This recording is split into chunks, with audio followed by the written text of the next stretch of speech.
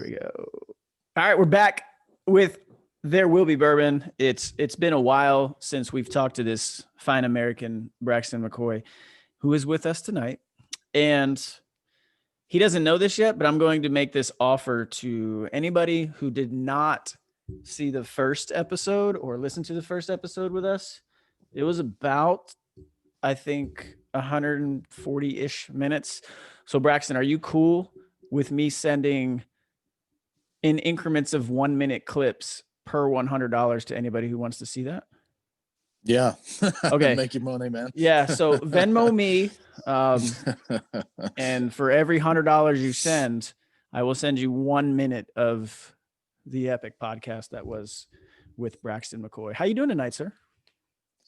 I'm well, man. Yeah. Hanging in there. What do you got around your neck adorned there? What is that? Oh, it's a neckerchief. I gotta go out and finish feeding here whenever we get done. So, Okay. And my You don't have basement's to take it a little off. cold. I was just curious if it was, the specific pattern. I was supposed to keep my keep the heat in when I go outside and keep the crap from going down my shirt. What's that temp up there right now? And we've had a nice winter. It's probably maybe 15 right now. Which, I mean, Nice it's is subjective. It's great. Yeah.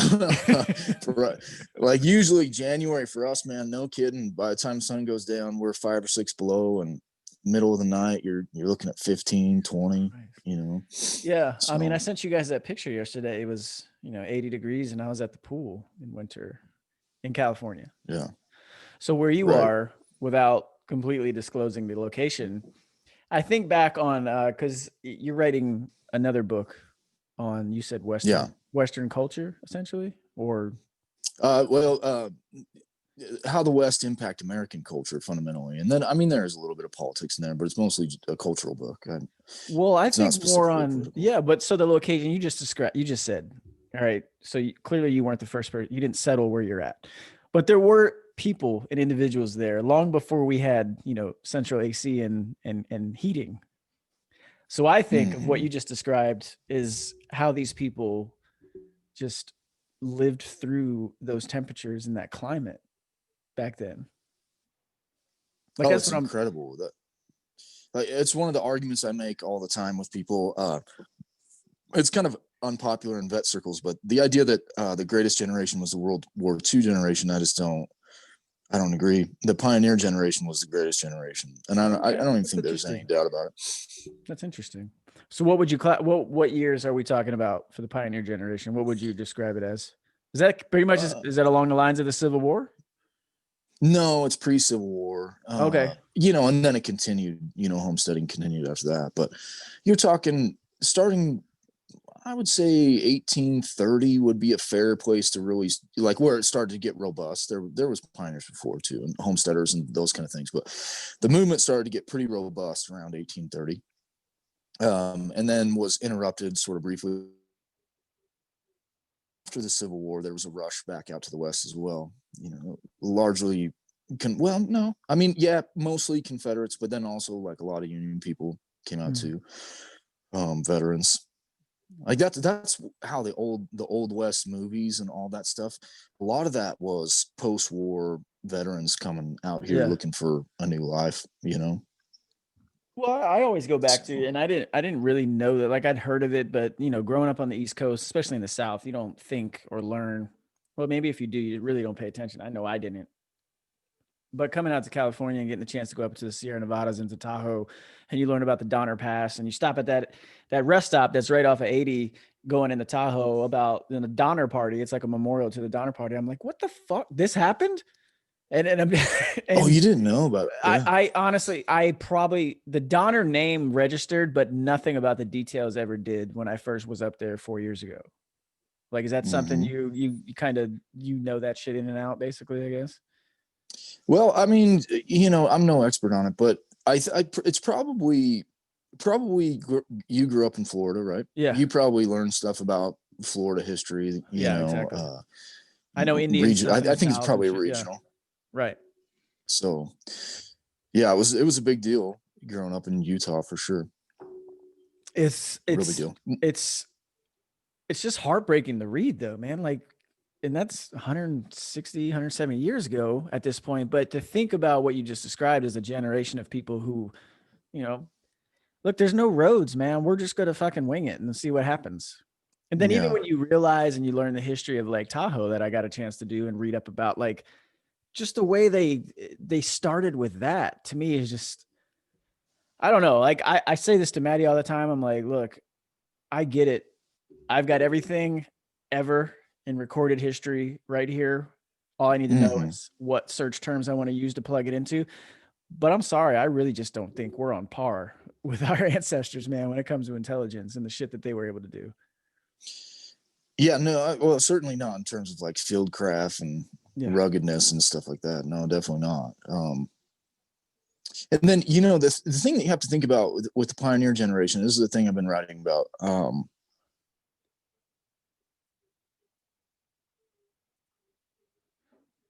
We have Come up moment. with was Oh, all right, Braxton, if you can rewind it back, you kind of paused right as you said the thing I've come up with in the pioneer generation. You had a little freeze on the internet there.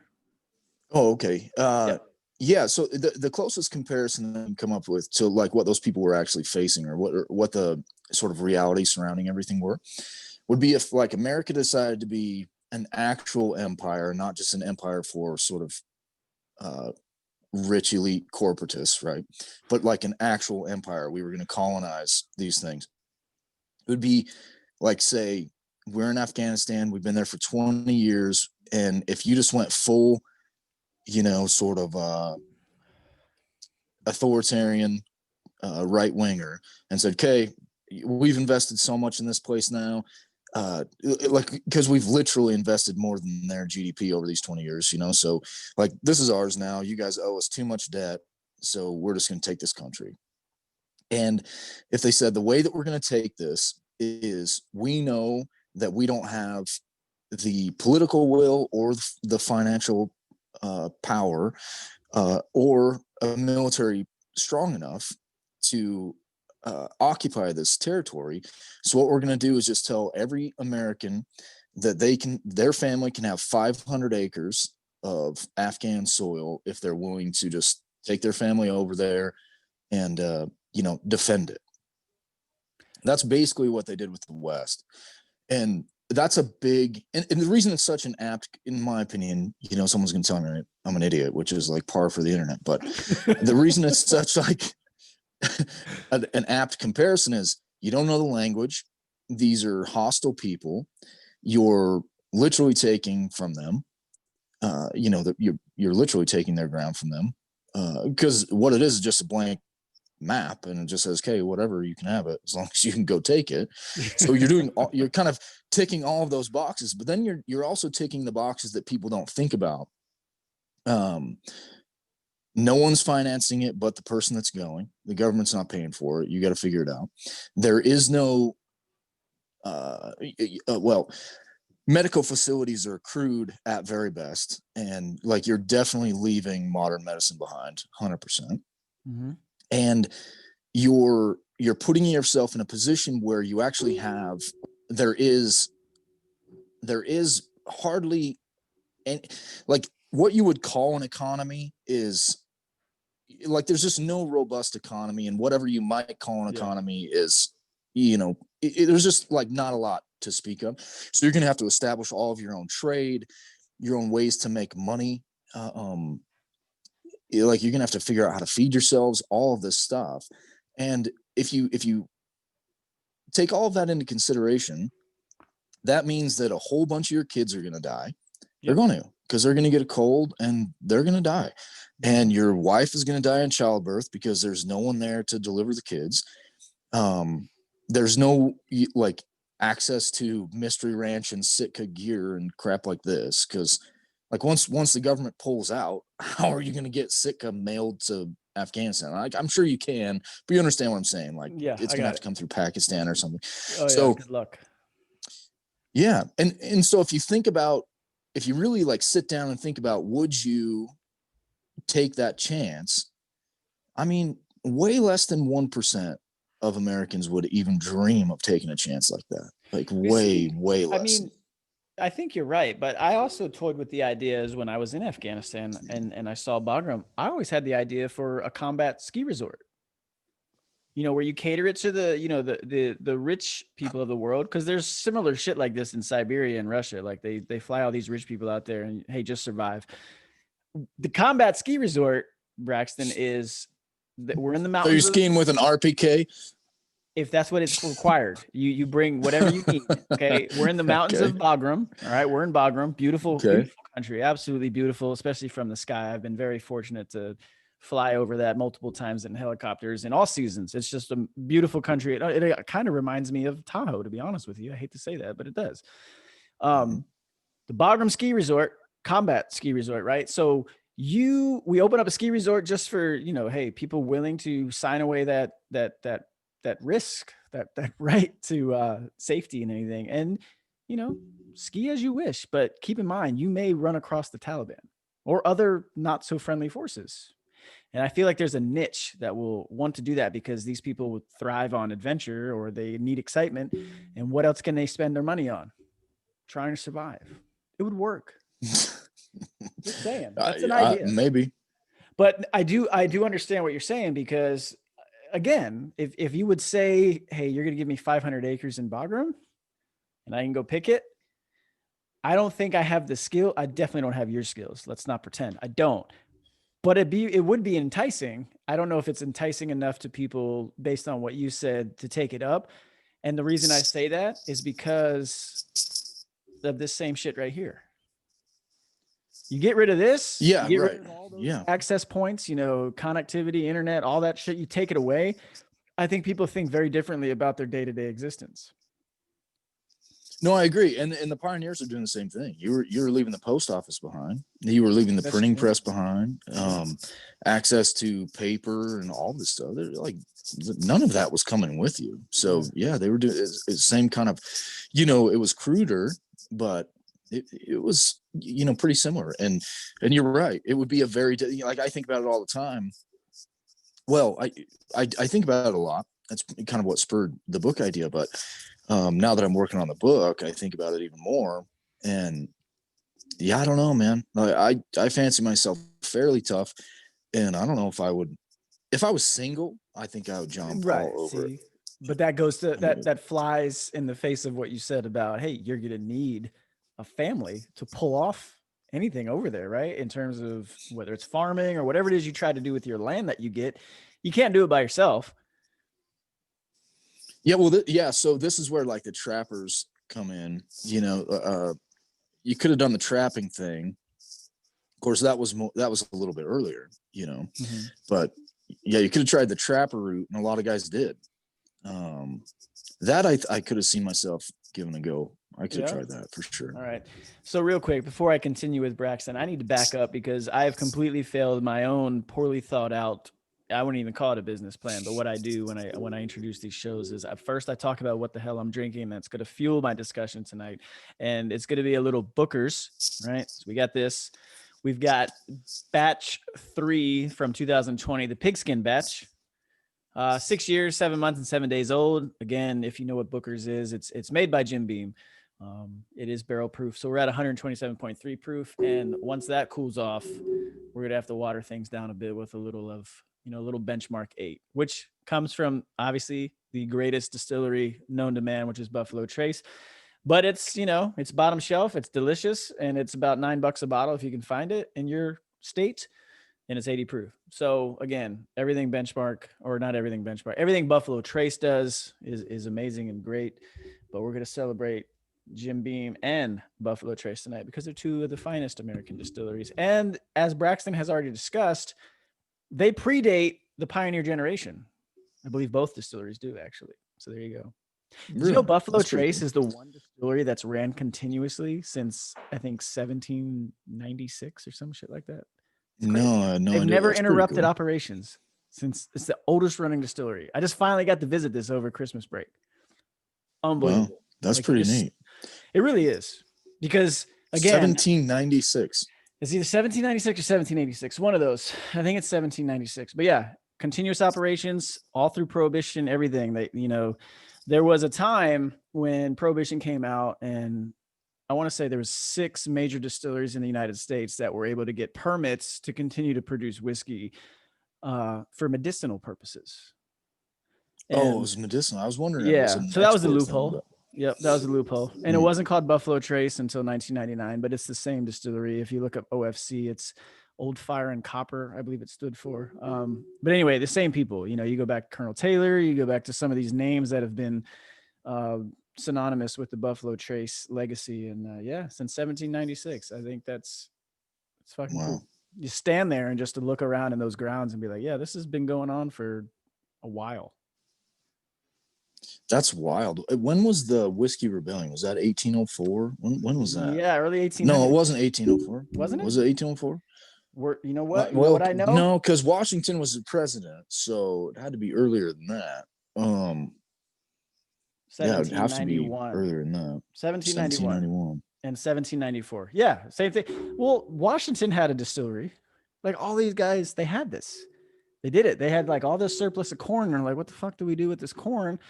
And they're like, oh, I remember, people over in Europe. What did they do with theirs? They made whiskey out of it. And you got Scotch, right? Which is ironic because Scotch now essentially takes bourbon barrels to make their stuff actually taste good. But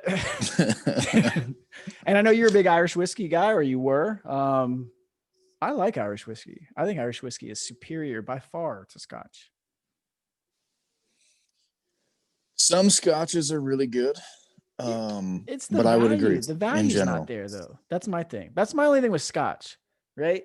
And if you spend any time in Kentucky and you listen to every distillery tells their own story and tale or whatever, but they all kind of come back to the same central point. And you can get this in Tennessee because there's a huge whiskey trail in Tennessee. The labels and the products just aren't as well known. And then Indiana, where MGP is, that produces a lot of stuff that's sourced. What's MGP? MGP is multi-grain producer, right? So they're the ones who, or is it manufactured grain? Anyway, let me get you the exact fucking name because I don't want to put out bad information on this because this is a very serious podcast, Braxton. Like people look to us. People look to us for facts. And you know what?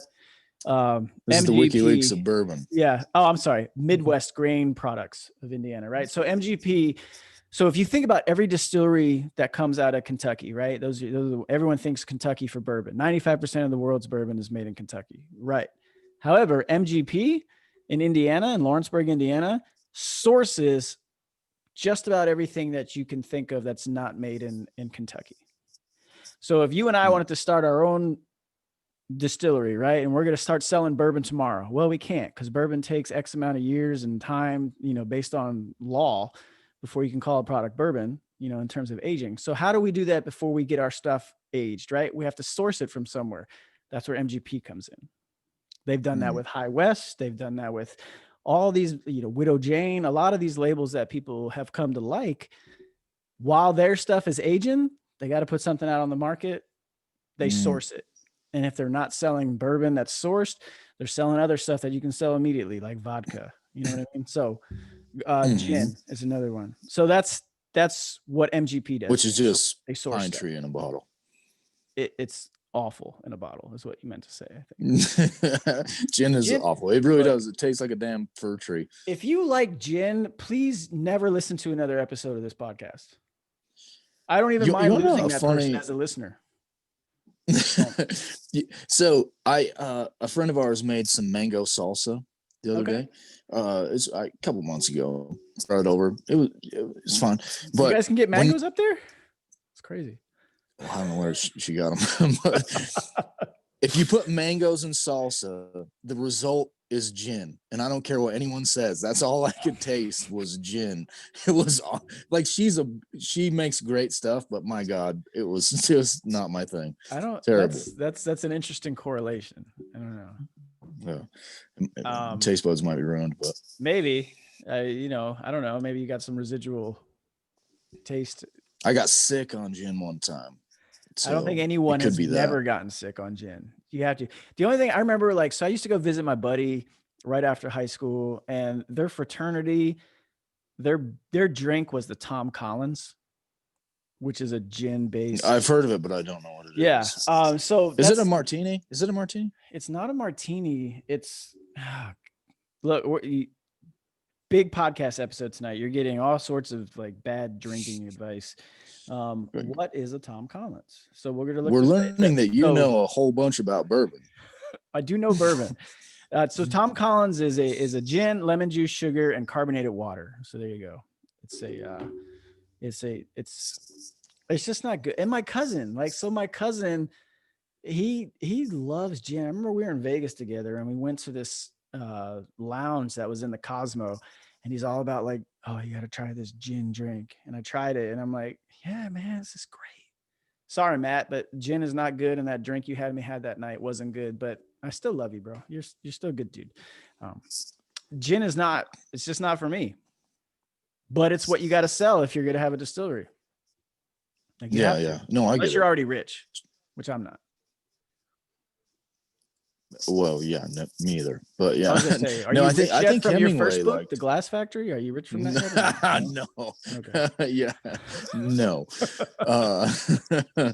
no.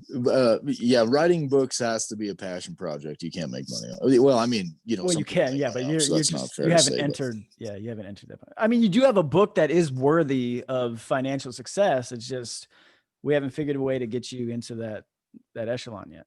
We'll get there. What are you two doing? So this is yeah, let's hope.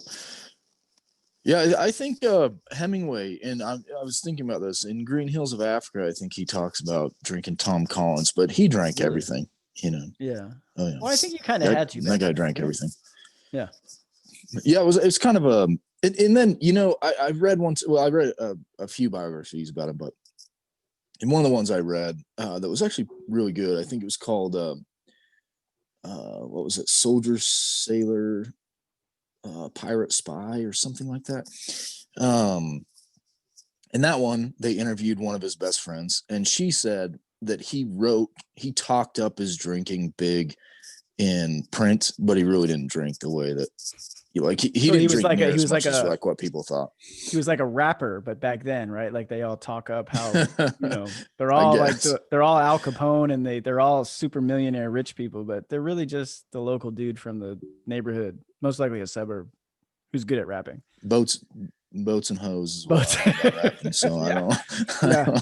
So you know what? Speaking of what you're talking about, and I got to go back and rewatch it. It's been so long. My brother years ago for Christmas sent me this History Channel documentary box set on like the founders and the founding of America. Mm-hmm. And they talk about how literally everyone around that time of the founding was just in this constant state of drunkenness because there was no real water that you could drink. And they accidentally discovered while just, you know, making beer, well, hey, you don't have to make the beer if you distill or if you do whatever it is you do to the water to purify it before you make the beer. Like, here's how you clean water. And they accidentally discovered I don't know how true that is, but they drank ale all the time. I know that. Right. And in it place was of water, because the water was like, oh, we don't have any water, so we'll just drink beer and ale and all that shit. Yeah, same thing with wine. They would drink wine because it's, you know, purified. I guess, you know, purified would be an interesting way to put it, but yeah, the bacteria was removed at least. So here's what I think all of America would really like to know is: does Braxton prefer beer or wine? Definitely beer to wine. If I, you know, if I'm a drinking man, yeah. I don't hate wine, but yeah, I'm pretty sober these days. You know, relative. Well, I know that, but my past life. At some point, we got to get you down to Napa if it ever opens again. It's not. No, I think like Merlots are good. Well, Napa's big for the Cabernet Sauvignon. All right, so that's why. Yeah, those are good. Yeah, that's what Napa's favorite for. So there's a really good movie Maddie turned me on to called Bottle Shock, right? Because Napa, once upon a time, wasn't anything special. It was just some area of California that produced wine, and no one really knew about it or what it was. But Bottle Shock covers this local wine producer who made a bottle, and they offered it up through this international competition, a blind tasting test with France and wine from California. And this was their offering. and it won. It beat everything in France, and it was judged by people in France. And so they were like, "Oh my God, how did we lose to this fucking, American winery?" Well, whatever, right? I And mean, that created, American. yeah, and that's what created the Napa industry from the 70s. I want to say it was 76 or 79, one of those years. Anyway, but that's where that came from, because Napa wasn't always Napa. It was just some fucking farmland area that made wine. And they figured out a way to make Cab Sauv that was just, better than what the French do. Which is kind of historically. Yeah, I don't doubt that. I don't doubt that. The French suck at everything. So, the only people on earth that Californians could beat at something are the French. So I guess I'm like not even remotely surprised. That's going in the promo for this episode. Is the only thing. Let me make sure I know. All right, I just got to know where we're at, so I know where to go find this clip. I'll be sitting there for hours looking for it. That's good. That's good. So I guided a guy on a deer hunt last year that was from Northern California somewhere. Actually, he might have been from the Central Valley. I can't remember. I think he was from Northern California. Mm-hmm. Interesting dude. He was an Armenian, and he drank. Boy, that guy drank like all day. Yeah, I was gonna say he's got to be from probably the Sacramento area. Huge population of them. Of Armenians. Yeah. Well, he's an almond farmer, but he calls them almonds, and he would argue like if you said almond, he would correct you every time. Where's that interesting word enough guy? From? I have no idea. I don't know if it's like the Armenian dialect or whatever, but he was dead serious about it. The word to him is almond, so like don't mess around with it. But so that guy, I don't want to mess with Armenians. Like, they're very violent. He was a violent guy. There's no doubt about that. He had a lot of money, and he's a wild. That's the worst He had part. all kinds of stories about the law. I mean, I believe it. And they would like pay the law off and stuff. And he's a wild SOB. But anyway, he was always on about different wines and stuff. But I only ever saw him drink Crown Royal. But what? He was always on about he drank Crown Royal all freaking day. No kidding. I had to. So we knew that he drank Crown Royal because he said that. So we bought. I think it was. I can't remember if it was 2 bottles or just one, but we bought a fifth of Crown Royal for a 5-day hunt. We're thinking like you gotta like hunting, you gotta get up early and stuff. So like we thought it'd probably get him through. Dude, he drank a fifth every day. Every day. I had to pay rancher to go get him booze because he was out of booze. Damn. It was wild. You know what I don't understand about that? Because don't get me wrong, I before I ever got into bourbon, like I'm like most people I think in America who I started with Scotch and I moved on to Crown Royal, which is Canadian, and I like Crown Royal, I really do. For a while, for years, I would go to Vegas, and the thing my buddy and I would always drink was Crown and Sprite. Like, it's good, but it's a mixer.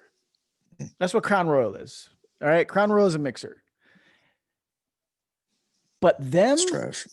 Yeah, it is. But they've carved out this massive niche. Not even a niche. It's like a massive slice of the market in the United States when it comes to spirit. Like, it's a really fascinating,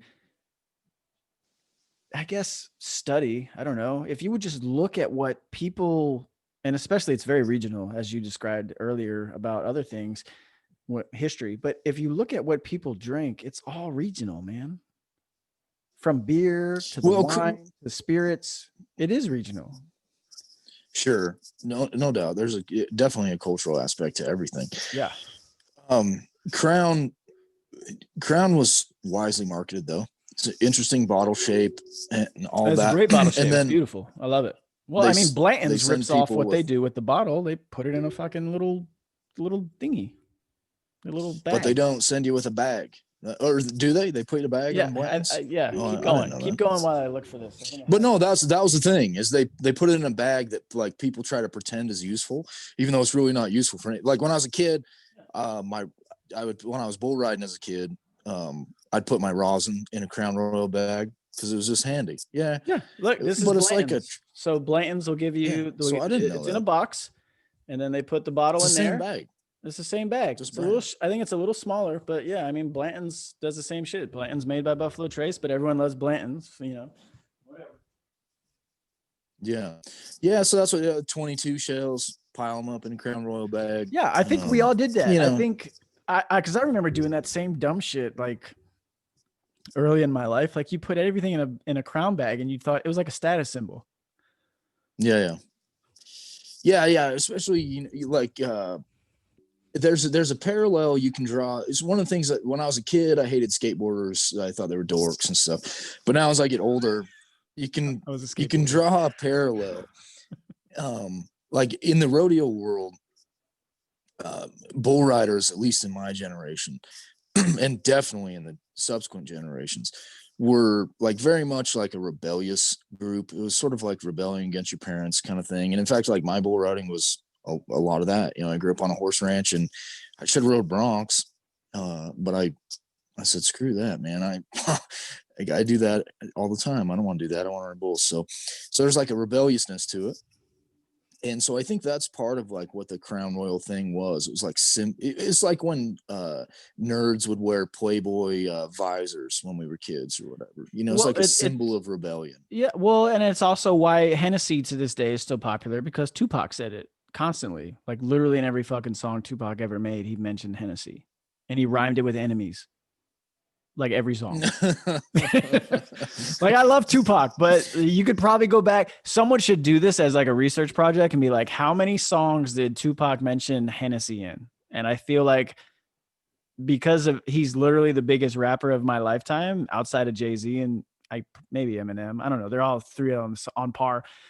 But he's the only one that I would say like has literally lived through culture this long. Well, Biggie as well too. But Biggie never mentioned alcohol as much, but Tupac was all about Hennessy, and that's I think large. I know for a fact, Braxton, I bought bottles of Hennessy because Tupac said it. I just did. That's true. Sure, and that's so did that. Yeah, that's the impact. That's the power of culture. And is that what you're writing about in the book? Like, how's the book? What are you trying to tie in? Is it like cultural through history, or is it culture today that's still represented somehow, or what? What's the angle? Well, so it's historical culture, and then like what's happened with losing that thing. So if you think about like dime store novels, I don't know how many terms are like you guys know, but the old dime store novels. Yep. Those things were not being sold in Pocatello, Idaho, or Logan, Utah, or something. Those things were being sold in New York City and St. Louis, and because back then St. Louis. I know you love St. Louis. I know you love that. I do hate St. Louis. I hate that place. But back then it was a very important city, particularly for it was the gateway to the West. I mean, that's the reason they have that stupid. Freaking big stupid arch that they think is so cool. So they were very important, but that's where those novels were being sold. They're pamphlets, but like novellas, I guess. But that's where they were being sold, and the reason that they were being sold there is because we had So you have to kind of take it a step back. What happened was, the founders, Jefferson in particular, understood that he had just, of course, he sent Meriwether Lewis in 1804 to explore the West via the Missouri River, right? Mm-hmm. Yep. So he goes up and, does all this stuff, and he's sort of skirting the Louisiana Purchase, and it's basically like, what did we just buy? And of course, Jefferson was a naturalist, and so was Meriwether Lewis, and they were, they knew each other, and Jefferson thought highly of him and all this stuff. So it was like, all of that made sense. But so he sends him out, and he says, shoot stuff, skin it, and send it back, and, record everything that you can. And, he's basically like an Aldo Leopold adventure, except for in a totally unconquered territory. And so he goes out, does all that stuff, comes back and says, here are the tribes that we think we can sort of work with, and here are the ones that we know that we can't, and all that. So he passes all of that information on, and this would be like I think he got back in 1808. He got back in 1806, but by the time they were sort of done offloading stuff and Jefferson was making plans, you're talking like 1808, and then of course he became governor of Louisiana Territory and all this. Well, so Jefferson sort of thinks about all of this, mulls it around, talks to, other founders, and they come up with this idea of manifest destiny, because they realize there's no way that we can take this territory. Like, we don't have an army to defend this. There's no way. And the Spanish are still, running Santa Fe and encroaching every day. And then you've got the Brits and the French to the north. And we had already pulled some shady stuff, in the Ohio River Valley, where we were just like, well, you say this is yours, but where the hell is your folks? Like, it's all our folks here. So I think this is ours. So we're just going to, so we'd already like pulled that. So we knew that was a possibility in the West. So what they came up with was manifest destiny, which was, we had to convince people that things were glorious out there. Like, it was truly where the American dream was born. The idea of, this is where you can go and make your fortune. It's theirs to be. It's there to be had.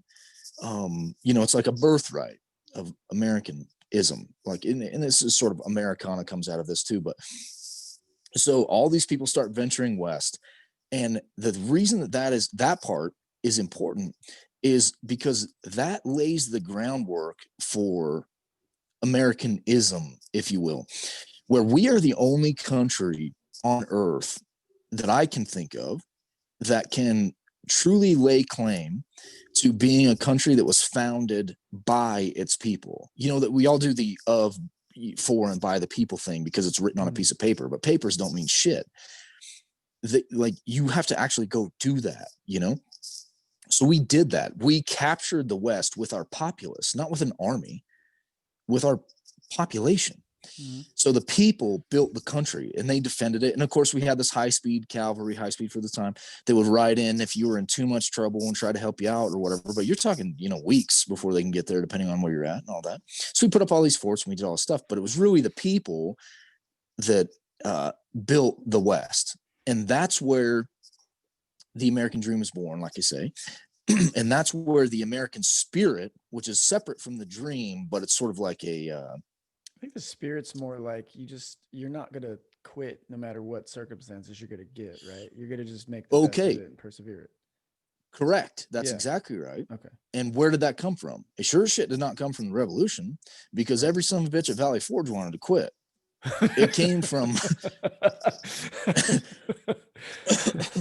We're talking American history tonight with Braxton McCoy. It came from those men and women and families that just kept pushing through. So it's very mythologized, but it's also, it's mythologized, but it's also built on real action, like most it also mythos are. Right? It also happened. Yeah. That's what's cool, I think. People really did it.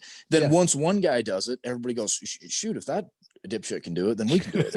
And that's what sort of drove this out here. Like, just think about this. Like, let's say you're English and you're walking around Britain, sorry for you, but you're walking around there and you today, you not like 150 years ago when it still mattered, but yeah, I don't even care when they still suck, but you're walking around and you go, this is my country, all the, trying to feel all cool and stuff, but really you look like a dork cheerleader at a football game, because you didn't build any of that shit. Those castles are 1,200 years old. Some freaking monarch built that. You were just a dork. Your family was a dork ass serf that just worked for some asshole that made your uncle stack rocks to build a freaking. So I guess you built it, but you were a laborer. Like, you were useless. You were just. No one cared. If you died, they would just pile rocks on top of you and make the place bigger. you were totally useless. But we in America, we can really say we built California. We built, Nevada and Idaho and Oregon and Washington And then, of course, later on, New Mexico and Utah and all this, we built it. Folks did. They went out and put up their stupid adobe houses, and they suffered through all that stuff and walked across the freaking country with no shoes on and no doctors. And it's amazing. So that's where the American spirit was born. So, like, as you rightly point out, it's perseverance at its root. But that idea was born in the West, was not born in the East. It wasn't. That's why no one knows of Davy Crockett, but everybody knows of Wyatt Earp. Yeah.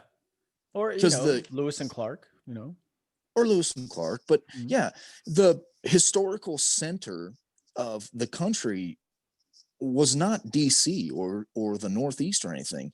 It was, the cultural center, historical cultural center, if we can, was actually out in, Tombstone, Arizona, and San Francisco. Pity that it's become what it is, but the gold rush, and it was in Oregon, and it was on the Puget Sound, and it was Santa Fe, and just all this stuff. It was out here. This is where that idea was born, and we're losing that. We have lost touch with that is part of the reason that we've gone the way that we have. And it used to be that, like, cowboy life or whatever was the cool thing, like kids would buy those little cap guns or whatever. Even when I was a kid, kids would do that. Yeah. Play cowboys and Indians, do all this stuff. They would do whatever it was. They would do their thing.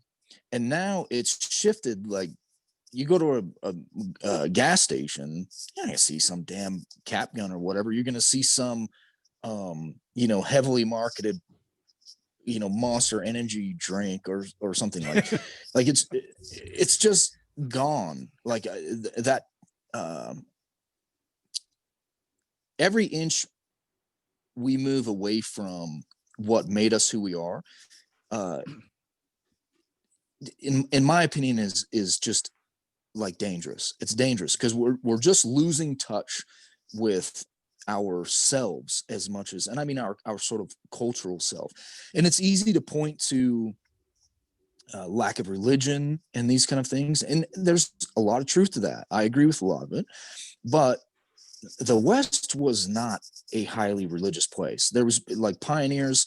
It'd be Mormon hard pioneers. to, don't you think? Like, it would be hard to, I think it would be hard for men and women to hold to a religious faith knowing all the shit they're going through. Because, like you said, hey, look, there's nothing coming. You got to figure this shit out on your own.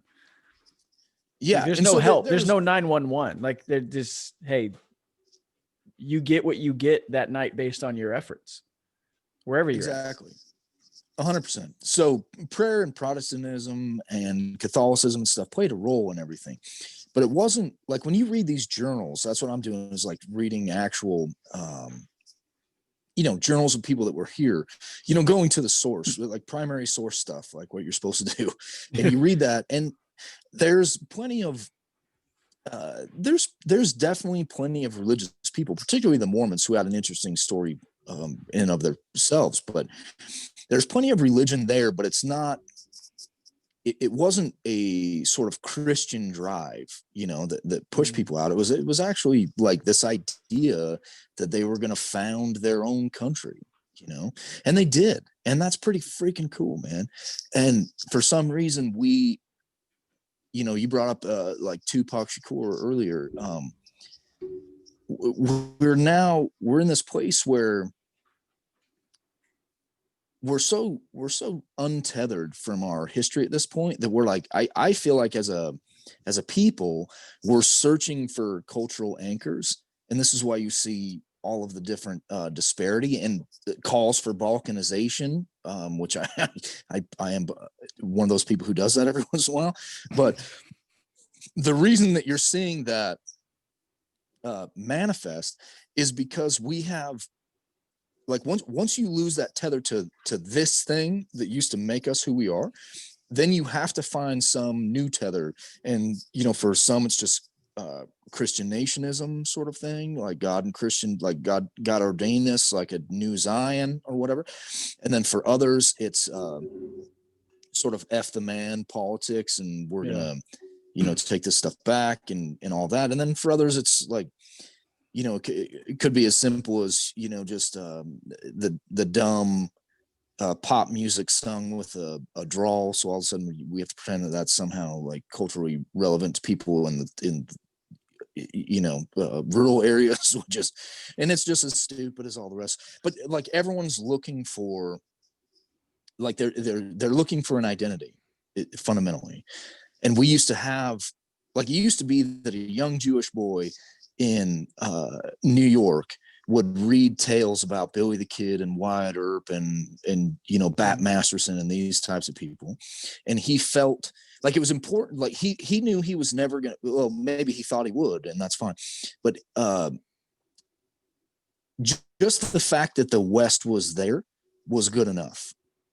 That ability to go out there and search for prosperity on your own, under your own terms, just that was available to you was good enough, even if you weren't going to go do it. And that's what the West meant. It's just like, sometimes I think Alaska does this a little bit, but it only for like the hunting community. Like people watch all these shows about, Dall sheep hunts or whatever, moose hunts in Alaska or caribou on the North Slope or these kind of things. Most of those guys know they're never going to go to Alaska. They just can't afford it. But the fact that Alaska is there and available to them, and like that capital W wilderness is there, is sort of good enough, like, because it provides the space to dream. And that's what the West was. And we've lost that. And big tech and corporatism and all this stuff is part of what's destroying it. But we have ourselves to blame for it too. Do you know who Jedediah Smith was? Yes. So I'm glad you said you do, because I just wanted to bring up his story, because earlier in 2020, I think the first trip Maddie and I took we went up to Oregon, and then when we came back, we stopped in Jedediah Smith State Park. But dude, that guy's story is insane. Mm-hmm. Like that dude. Okay. Yeah. So for everyone who doesn't know, number one, like he's probably more well known for the fact that he got in a fight with a bear when he was like 24 years old and had his face and ear ripped off, and they sewed it back on. Yeah. Like, this is not done with modern medicine and, anesthetics and all this shit. Like, hey, dude, you got in a fight with a bear. It didn't go well. And a grizzly. Yeah, a grizzly, number one on that. It was so, but my thing is this, like, here's a dude who he was 31 years old when he died, and he accomplished everything that he did. If you guys don't know who Jedediah Smith is, we're not going to spend time educating you on it, but I highly encourage you to just go read on the story of Jedediah Smith, because, I feel like it's a national park. If not, it's a state park in California in the Redwoods, but still learn this man's story. And it's exactly what Braxton's describing. It's like, he's probably one of many who did those types of things that you just described. And yeah, he's in the annals of history, but like, if it wasn't for men like that, dude, we don't have a West. Like, we don't have these areas. Yeah. Oh, it's completely true. And you're right. He's one of many. There's another book for anyone who's interested in this kind of stuff that's really good, is Journal of the Trapper. It's about, what's his name? Osborne Russell. And he has an incredible story as well. And a lot of the area that he writes about in there is like, I can see it from my house. So that's kind of interesting for me, cool. But that's pretty it's cool. really cool. Yeah. He's got a neat story. He ended up being a mayor in California at the end of his life. And it's neat that, there's lots of stories like that out there that are available. And they're interesting. Like, these guys took on, I mean, just unbelievable risk and, like adventure in its truest sense, it was like, and we do that in day trips Odysseus today. You know what I mean? Like, we do day trips. We can go down to Muir Woods in San Francisco and see some redwoods, or we can drive out a few hours to the Sequoia National Park and all. Like, people do these things. We do them in the term, I like to call them day trips, but man, this was people's fucking lives. Like there was nothing waiting for them. There was no, like, if I just get there, everything's waiting.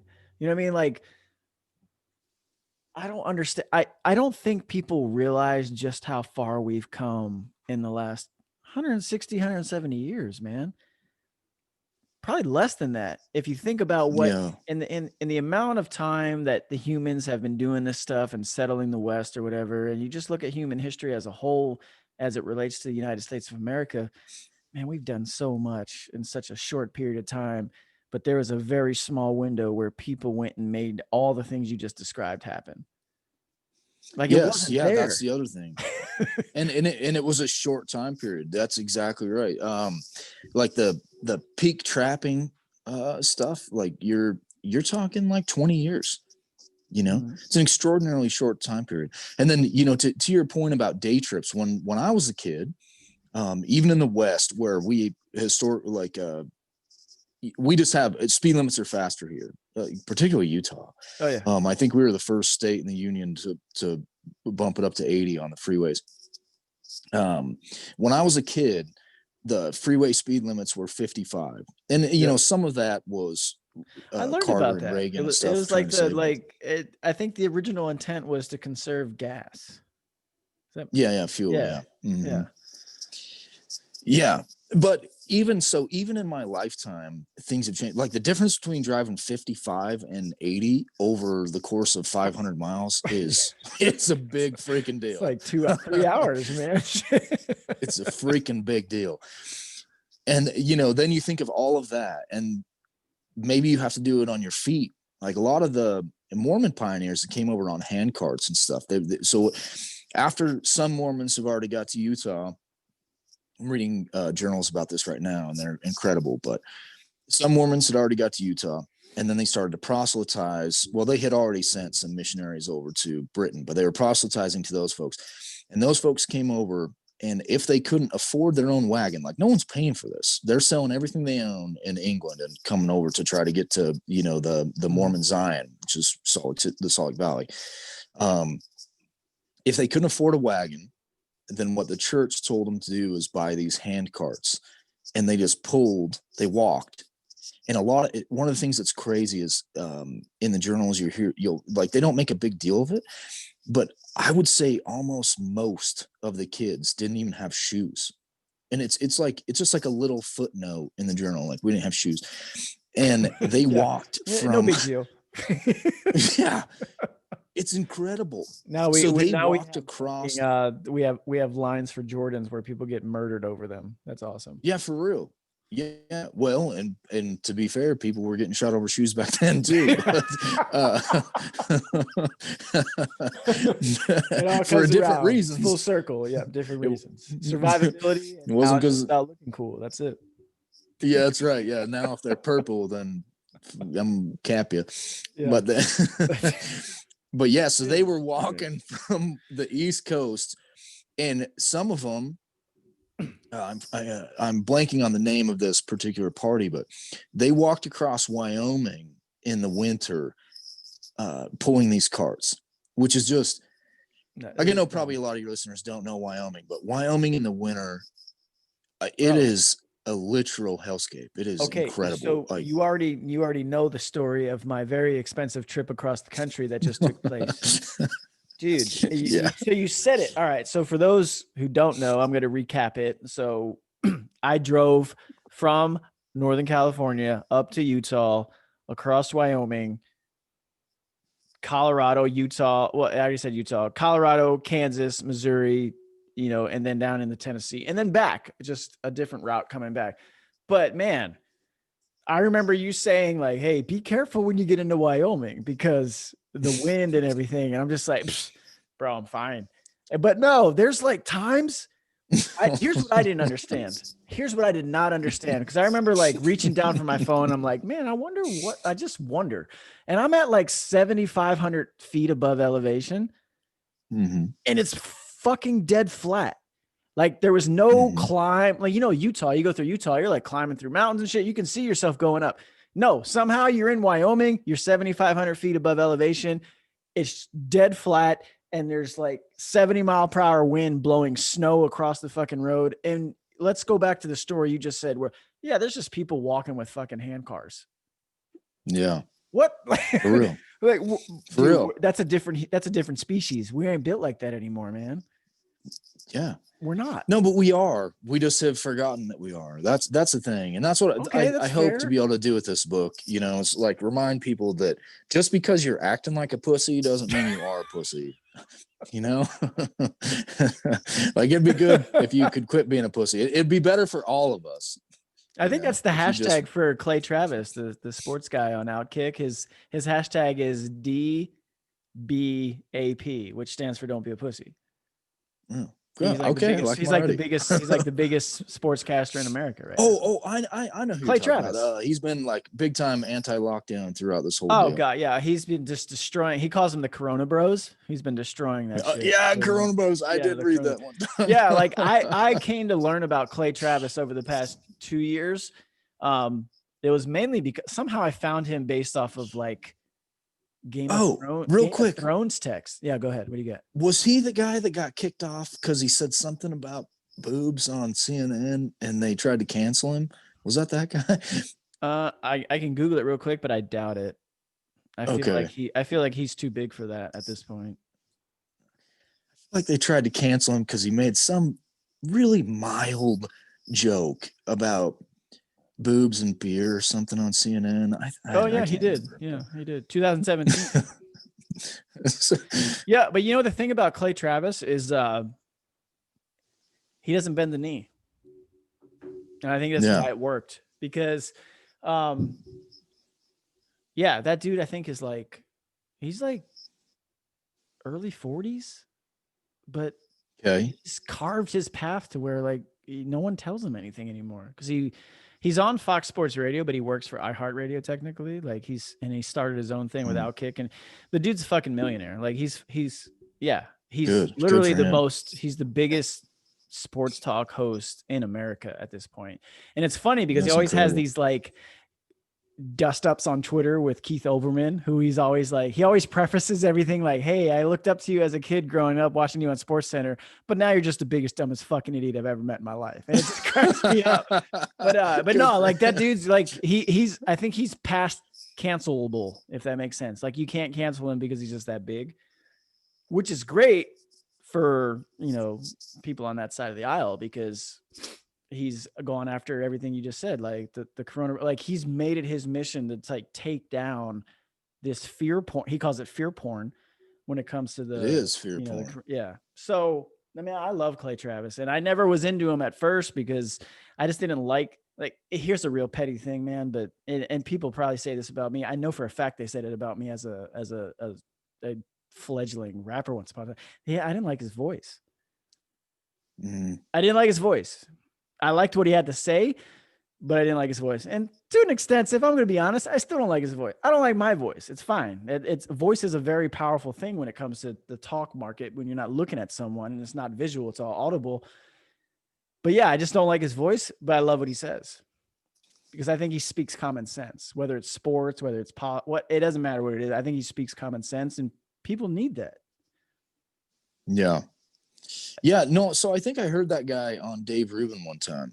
I think that's how I knew of him, I should say, because I think I follow him on Twitter. But well, if you don't, you should. And if you're listening and you don't follow Clay Travis on Twitter, you should because he's a good follow. Yeah, no, I think I do. And but I think I heard him on Dave Rubin, and he was talking about how they tried to cancel him over a totally mild joke that anyone would make, and we have always made. Every man in America has made. Let's put it that way. Come on, man. Yeah, it's a freaking joke.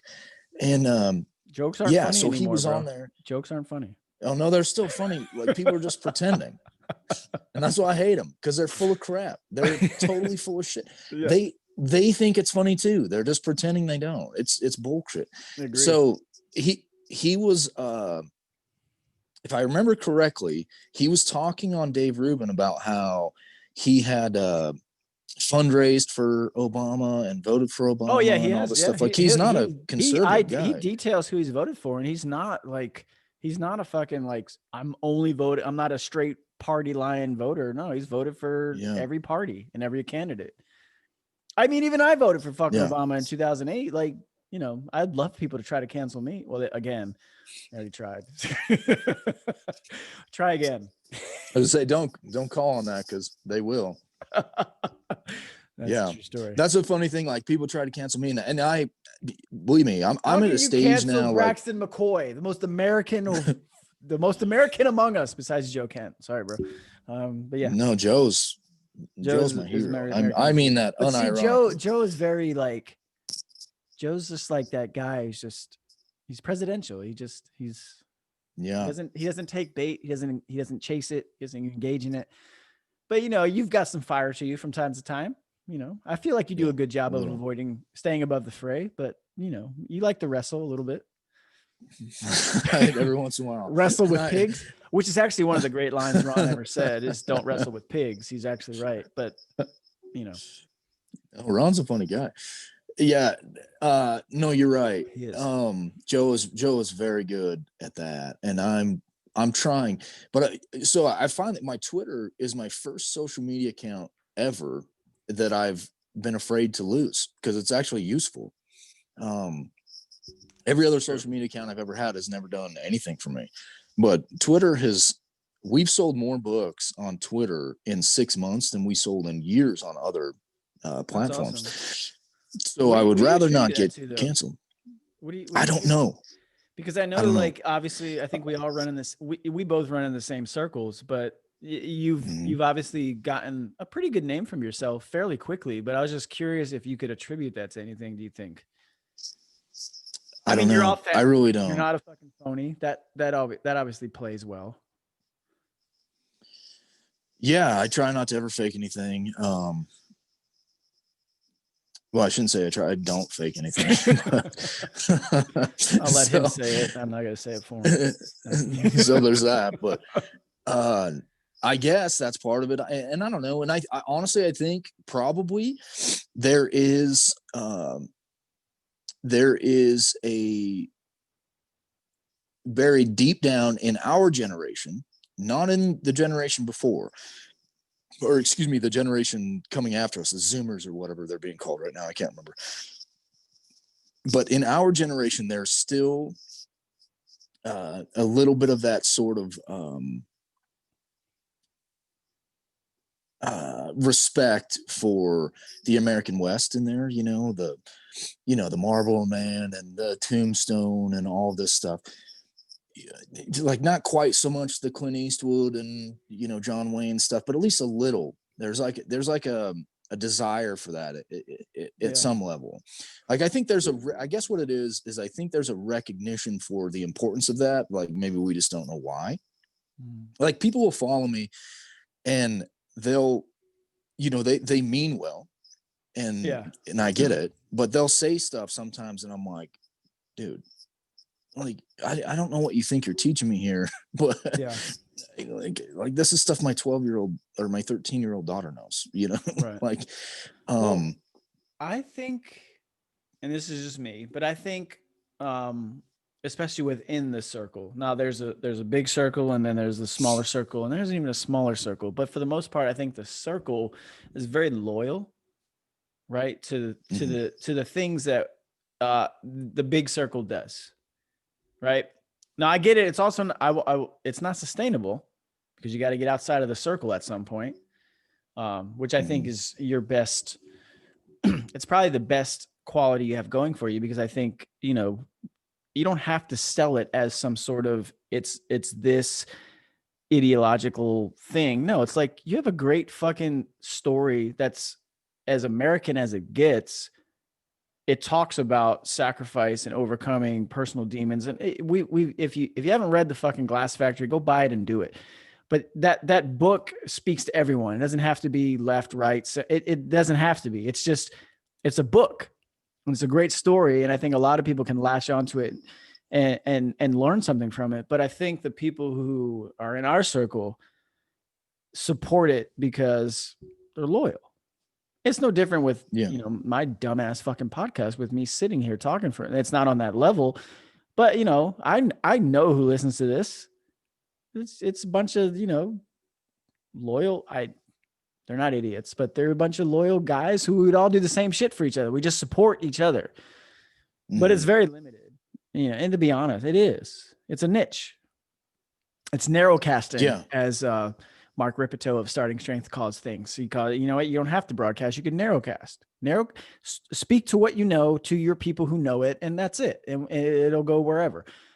But with you, I think you have a story, and as your profile continues to grow through Twitter and whatever other social media accounts you push, it's legitimate, man. Like that story can sell. It can sell well. And maybe this next book you have is only going to drive those sales as well. Why not? Yeah, it could be. I don't know. But I do think, or it might just be the 14 of us on the Goon Zooms that buy it. Who knows? I don't know. Could be. And I mean, I know I'm buying it and you haven't even released it yet. That's loyalty. That's cool. There's nothing wrong with that. That's how a lot of people are probably going to look at it. No, I agree. And that's so long as we're all still around, things are going to get interesting over the next little stretch. They will. I mean, 100%. Yeah, I don't know where things are going to go, but it's going to be interesting. You worried about that? Yeah, kind of. But here's what I think. I think a lot of people don't think strategically enough. Like, I know I talked to you about this already, but I think it's entirely possible that what Amazon did with Parler was really a move, like a business move, because that's all they ever do. Like, why wouldn't they? That was a business calculation, possibly, potentially, because Twitter, what they see right away is Twitter's stock is starting to tank based off of their behavior. So they go, oh, we might have an opening here. Parler is their obvious biggest contender, even though like there are some other social network better than something like Parler. But Parler was the obvious contender to Twitter. So if they can take out that, it's just predatory business practice. So you take out Parler, drop them, and Twitter continues to tank. You buy Twitter if you're Amazon. And if you buy Twitter, so a lot of people forget that before Donald Trump in 2016, Twitter was struggling financially. Yeah, but before, because I want you to keep going, but I'm looking this up as you speak it, and literally, like less than a year ago, Twitter was at $25, and now it's at 48. So yeah, it lost some market share when Trump's account was suspended, but not much because they've still damn near doubled in a year. What was it in 2014? Well, 2014, I think, was when their IPO was, because I was in Afghanistan when that happened, and I was like, man, if it's cheap enough, I'm gonna do it. And then it was just like too much, and I was like, I'm not gonna do it. But I'll look that up for you. But not IPO because but so not IPO because IPO is so speculative. You'd have to go like at least 6 months post IPO. Okay, I'm gonna get it. So they're $45 right now. But okay, go ahead. So they were starting to struggle financially, and then Trump started to run. So it'd be like early 2015, mid 2015, when he like gets serious about it. All of a sudden, Twitter starts to like do better and all that, but Twitter has still struggled to monetize. So Twitter has a ton of reach. Like the fact that Twitter's stock price, because the longest they figured out like, what is this? How do we make money off of this? Right? Like you probably remember, like yes, because it was just No, this is the actual point. Twitter, how do we make money off this is the question that they have to ask all the time. Amazon doesn't have to ask that question. Amazon has the best AI in the business right now. If they aggregate their data profile, sort of their shadow profile of you with Twitter's profile of you, they aggregate all of that data, and then they have the ability already to market to niches in a way that no other company really can right now. So they can monitor. So in other words, they can target ads in a way that only Google can. Like Google, like basically you're looking at trending toward duopoly. If this happens, they take Twitter, they put Donald Trump back on because tensions of this is just speculative. tensions have started to sort of simmer down. People are, calming down. We've had our transition of power, and there's no more of this sort of, bloodlust from the corporate press. Things get boring. You buy Twitter, you stick Trump back on it, first thing you do, and then you just start targeting ads, and you double the promotional ads in the feed, but you make them work. Like, you start seeing ads for, like, if it's me, I'm gonna start just throwing this out there. I'm gonna start seeing ads for saddles and 30/30s and shit. You know what I mean? And you're gonna see ads for bourbon and California wine. You know what I mean? They're gonna do that. Like, if they go this route, they're going to do that 100%, and they will make Twitter profitable, because the other thing they can do is integrate Twitter with their Amazon Prime Video. So Prime Video is one of the only sort of like, looks like it's gate kept video apps out there. Like, I can put a documentary on Prime Video if I want to. You can go through all those hoops, get it approved, put it on. You can't do that with Netflix. Netflix has to buy it, so that gives them an ability to compete with Netflix, but so that gatekeeping aspect makes the content better inherently, because the producer, say it was me, was going to, I'm not saying I am, I'm just like putting it out there. Say I want to make a documentary. I know that I'm going to have to at least make this up to a little bit higher standards, because it's a documentary platform. It's not, a video, it's an actual video platform. It's not just YouTube. So they integrate that thing with Twitter and take the live feed aspect of Twitter and integrate that with Prime Video. And all of a sudden you have an actual competitor to YouTube, because now creators can monetize. Because the only thing that keeps YouTube better than platforms like Vimeo or, whoever else, Vimeo is the only other one that I know. I guess there's like BitChute and some other stuff, but the only thing that keeps YouTube the sort of 800-pound gorilla in the corner is that the producer can actually monetize YouTube, whereas like Vimeo is very difficult to monetize. Well, Amazon can do that easily with Prime. They can just do like rename some other category of Prime Video, or just Prime Video Lite, or Prime Video becomes this other thing, but then you can also use the higher end Prime Video stuff. Like some tech guys can understand this and know how to do it, and I don't. Talking strategically from a business standpoint, this is what I would do if I had those assets, and if I had Bezos's money and Amazon's drive, this is what I would do. That's what I would do. And I think they might. And if they do, it actually could be better for people like you and I, but for our country, it will be worse, because now all the monopoly arguments that you were going to level against Alphabet and Google and YouTube and all this stuff are gone, because now YouTube has an actual competitor. Because right now YouTube has something like 98% of the video market share, and the other one is Vimeo with like 1.8, and then the rest are like this tiny little sliver of the pie. Crazy, so if Amazon gets in and they start working in this space in the average content producer space in a new way, all of a sudden now they might take 20% of that market share.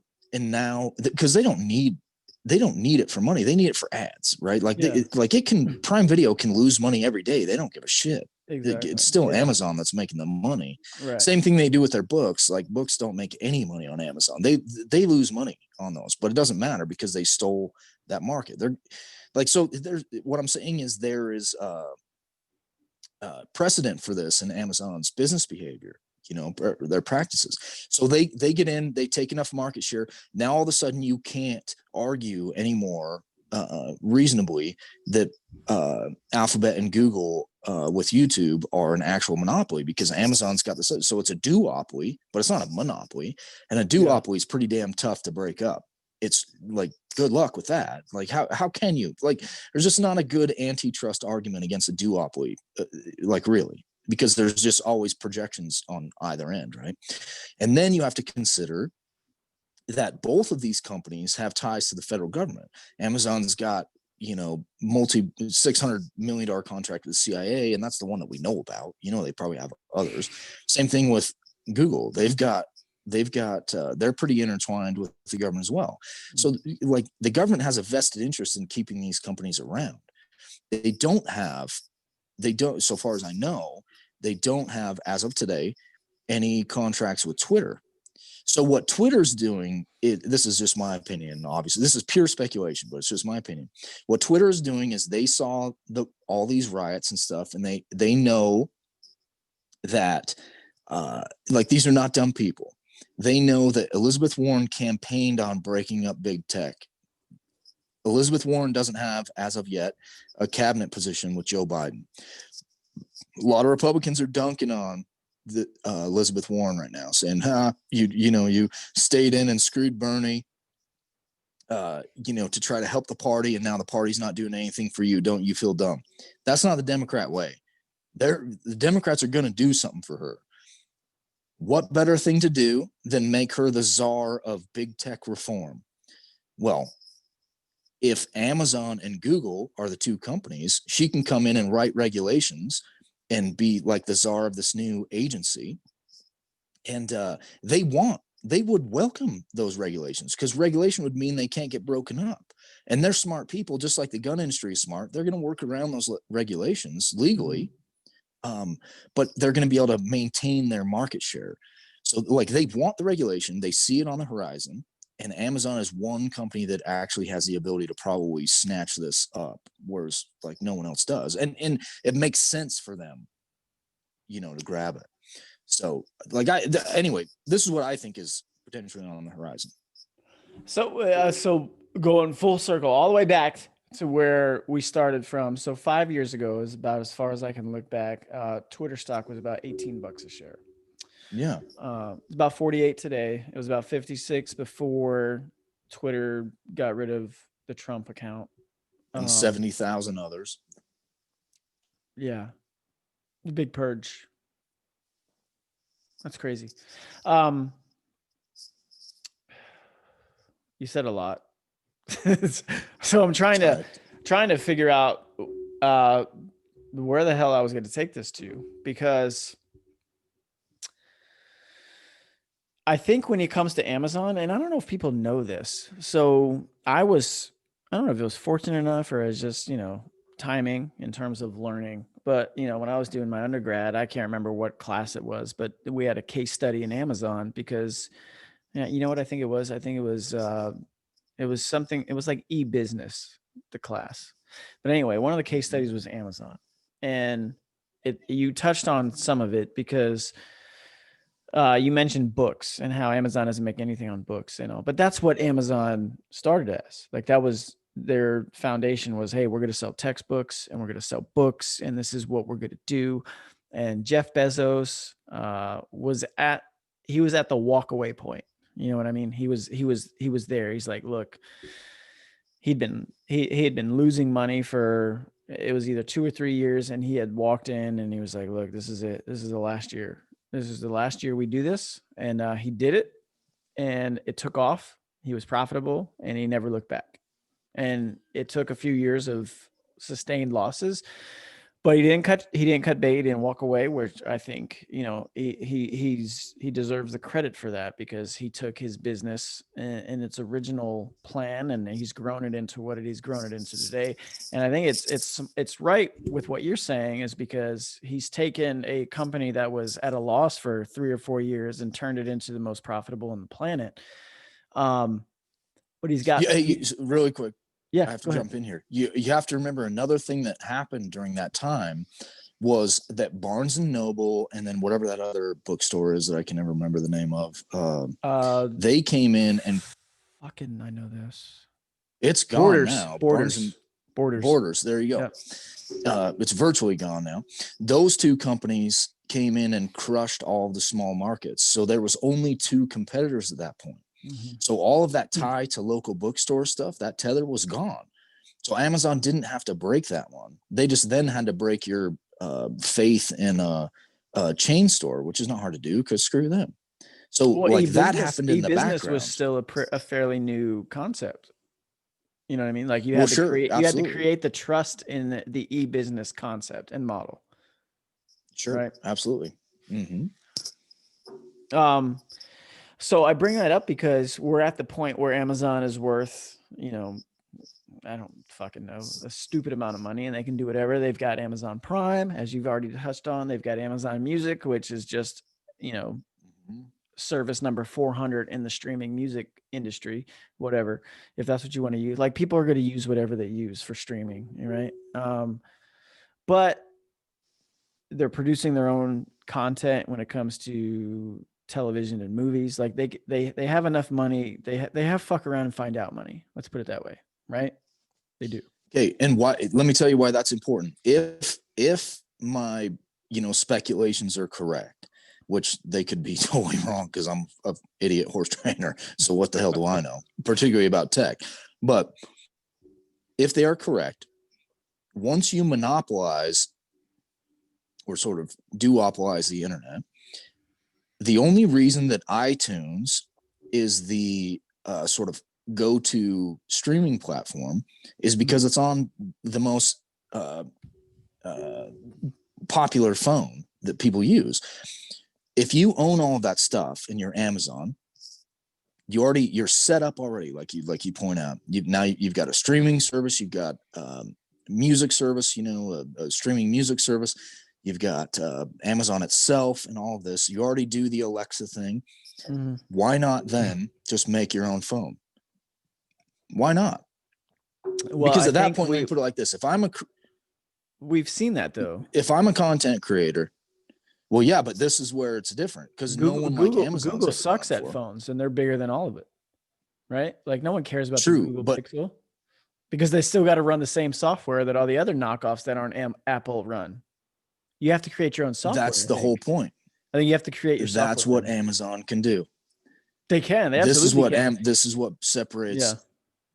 They can. This is the separation because they could build bottom up just like Apple did. They're already doing it, but they're actually doing it in a smarter way where they still allow all their stuff on all these other phones. So you get hooked on it.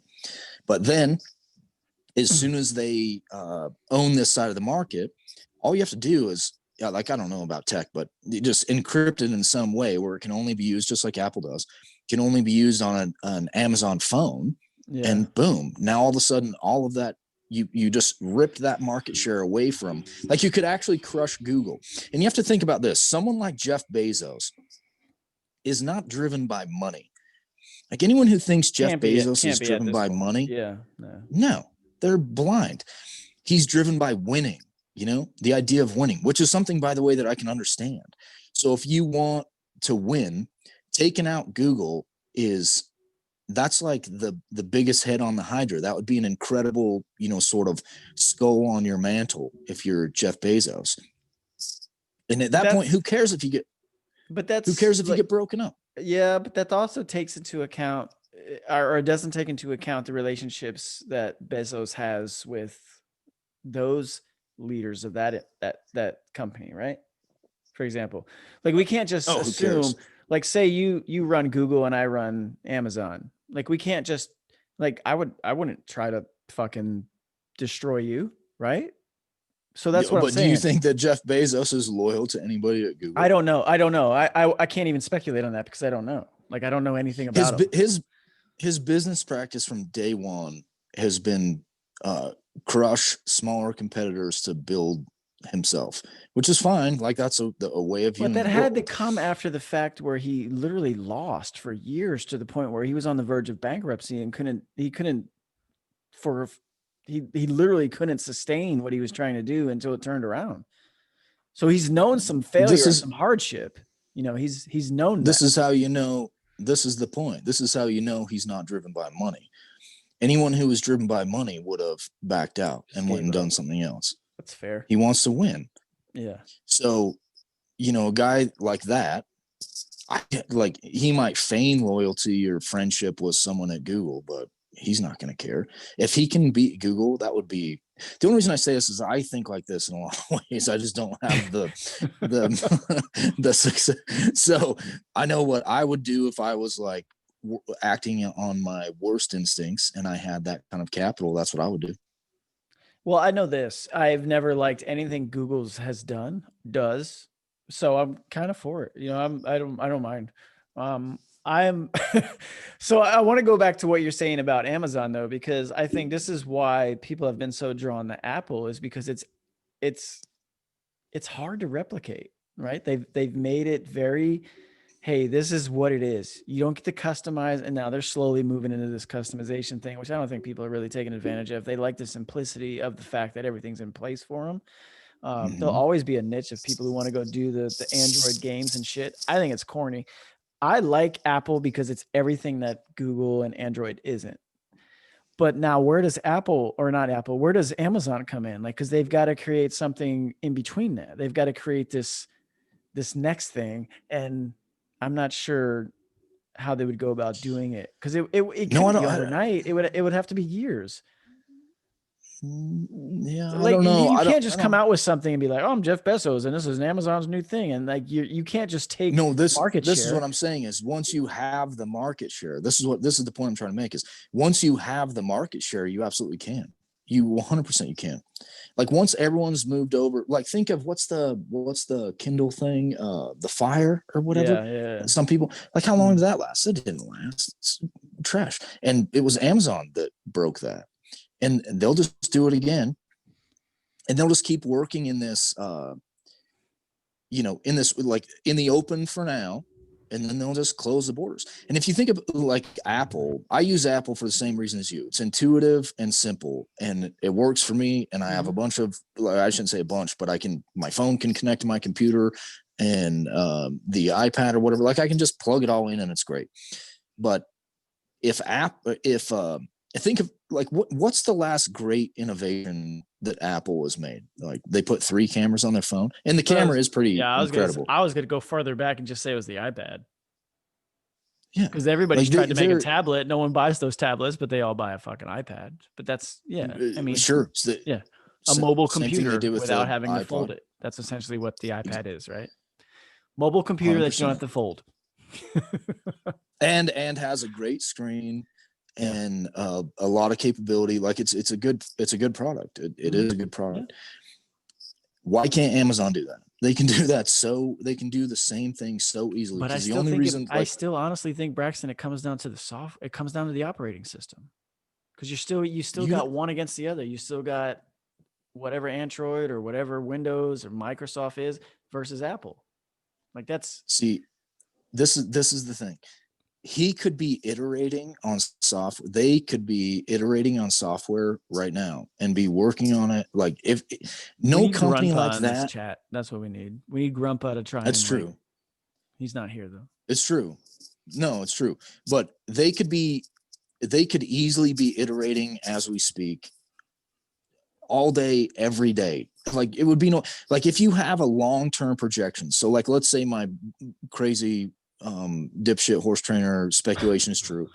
You would be planning for this decades before you ever released it. If you're Amazon, that's like, this is not a company who's just going to fly by the seat of their pants on something. They're not going to do that. Yeah, not at this point. What do you think they pitched Alexa to people? Did you say when? Direct competitor? Oh no, I said why. Oh, okay, I got you. It's the best direct competitor to the Siri thing, which I'm too Del Gribble to use. So I don't use either. Block that shit. Same thing. I'm not putting a freaking Alexa in my house. That's not going to happen. But what did Alexa really do? Think about it. Like, I mean, I don't know the numbers, but I struggle to believe that Alexa was put in place to boost sales. Keep talking. Amazon. I'm making you the soul on the screen, but keep going. Yeah. Okay. So Alexa is not there to boost sales for Amazon. I mean, maybe, but like marginally, I guess. But I just doubt it. It just doesn't make sense. Like, how many people really holler at their Alexa and order something? They don't. They go to their app and they, type it in. It's just more convenient and it's quiet. Like a lot of people don't just want to talk to themselves in the middle of nowhere. So one thing Alexa does is, we do know that Amazon has a CIA contract, which is, I think, $600 million or something. So could be that. But also it's a direct competitor to Siri. So maybe you're strengthening your AI 100%. You're working on voice recognition. You're working on you're like userability, like you're seeing what, not userability, like basically you're figuring out which tasks are most important. So like that's what that thing's doing. And in the background, you can be like, they can hire anyone. So software engineers can be going, okay, this is what people really do, and this is where I think this is going to go. And you just start iterating software from there, and it doesn't have to be released anywhere. It's just iterating it and just using it and iterating it and fine tuning and all of that. And they're going to take all of the best parts of Apple and all of the best parts of Android and sort of mesh them. And then they're going to seal that shit just like Amazon does. And they're not going to let anyone in that thing. No freaking way, except for maybe the federal government, because they already have contracts with the feds. So Man, they might do that. I've already learned. I mean, these questions have been brought up multiple times in the certain industry I work in. Is like, why don't we just go through these companies and whatever? It's like, and their default answer is always, do you know how expensive that would be? And I'm like, all right, cool. But no, I don't pretend to think that like the end all be all is either Android or Apple iOS for the rest of eternity. I don't know if it'll be Amazon. It could be, it might be someone else, but I would assume that there's going to be more options available. When it comes down to the actual makers of the phone, I don't know anybody. Do you know anybody with a Google phone, the Pixel? Do you know anybody with that? I don't. Yeah, I had a friend that had one. I don't even think it's the phone at this point, Braxton. I think it's just you either want Android or you want iOS. Right. Sure. But you got to remember that before Apple made the iPod and the iPod took off, they were talking about breaking up Microsoft as a monopoly because they owned, Internet Explorer, Yep. Someone is going to break in, and it ain't going to be a startup. It ain't going to be some startup phone producer. No, I don't. Mm-hmm. No.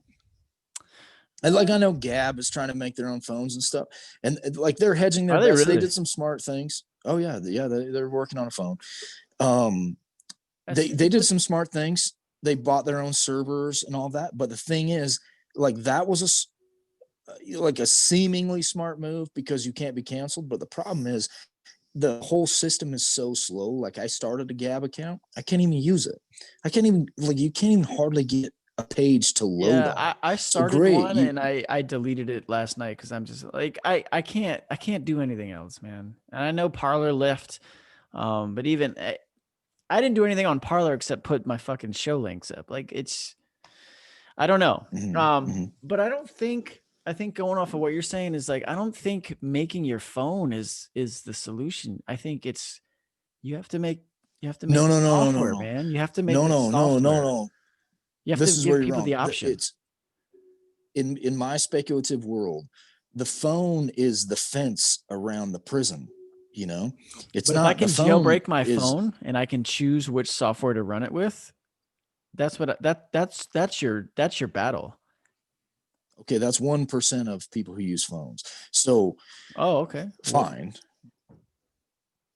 Once you own the market share, this is in my speculative world, but once you own that portion of the market share that I think is pretty obvious, I should say, well, it looks as if to me, that's what Amazon's working on. Once you own that, you just like you build in the sort of social trust that you have with Apple, because that's what we were both talking about, just like, right, it works for us. So you build that in through other platforms, whether it's your television or just your computer or even your phone, all that. You build all that up and it becomes the most useful tool that you have. And then once you have all of that sort of aggregated, then you encapsulate it in a phone, and then you have an actual duopoly at that point. So the phone in this in this theory would be the concertina wire and not the fortress. Okay. I don't know. I just think like, I feel like the saturation is in the phones, but not the software that runs them. Because like I said, like it's just iOS and Android. And that's why I feel like if I'm going to be one of those companies, and we were kind of talking about this with Amazon, is like, you need to make the next software that people want. Because even if you go back to iOS or you look at what runs Mac, that's like 3 to 4% by best estimates of the personal computer software. Like it's primarily Windows, which is why it's so easily hacked and people don't fuck with Mac for the most part because it's such a small market. Right, but it's also the most popular phone in the country. Mm-hmm. So that's the thing. Like no one, like we've already both agreed or admitted or agreed or whatever that we don't use iPhone because it's the best phone. We use it because it's the most simple. Yeah. Yeah. There you go. So Amazon takes that lesson and just integrates all of those things into their new phone. It doesn't have to be the best software. Like it doesn't have to impress. Would you go to it? I had the money. What's that? See, this is the other thing that's important.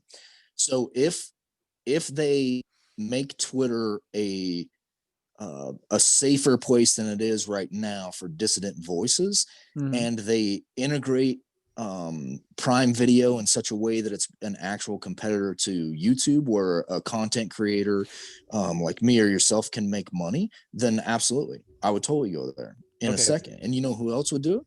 Tim Pool and all of these other big YouTubers, they would do it too. Dave Rubens of the world, they're going to do the same thing. I think everyone will go, like, especially the people you're naming, like the people who are already making money, they'll definitely take their content to other platforms where they can make more money. I mean, yeah, they're going to exactly. Here's a bad example, but I think it's a great example because we're okay. The OnlyFans phenomena, right, with women. But you know what? At the same time, the ones who are making money from that, they make money off of fucking Instagram. They make money off of sites where they don't have to do the nudity or any of that stuff because they're popular. And if you're popular, you take your site or your content or your likeness to another site where you can still monetize over there too. Because Braxton, if you've got 10 million followers on Twitter, you'll have a few million in a few days on another site as soon as you start it. I mean, that's just how this shit works. And then you're playing both sides against each other, and you're essentially doubling your money, right? Because why wouldn't you? Why would you limit yourself to one platform? Yes, no, this is exactly what they would do. So they would open it up, and these people would move their stuff over to Amazon Prime Video or whatever they call the new thing. They're going to move that stuff over, and they're not going to say you have to. They're going to learn from the Joe Rogan phenomena of going to Spotify, and which everyone should have learned from Howard Stern when he went to Siri. Same sort of stuff happened. He lost a giant percentage of his audience. So they're not going to do that. They want you to keep the audience on the other side, and there's going to be a cultural implication here. So if they move it over and then YouTube says, well, if you multicast on Prime's thing, then you can't be in the YouTube partner program anymore, then YouTube is the bad guy for kicking you off of YouTube. So then all of a sudden Amazon's new thing is the sympathetic figure. You see what I'm saying? It's like the sympathetic company. They're the company that's open to everybody. Shit, you can just use our stuff.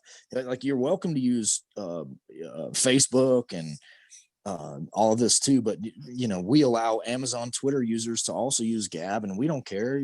We're just trying to build this for you. So they do all of that, and then eventually over time it's their market.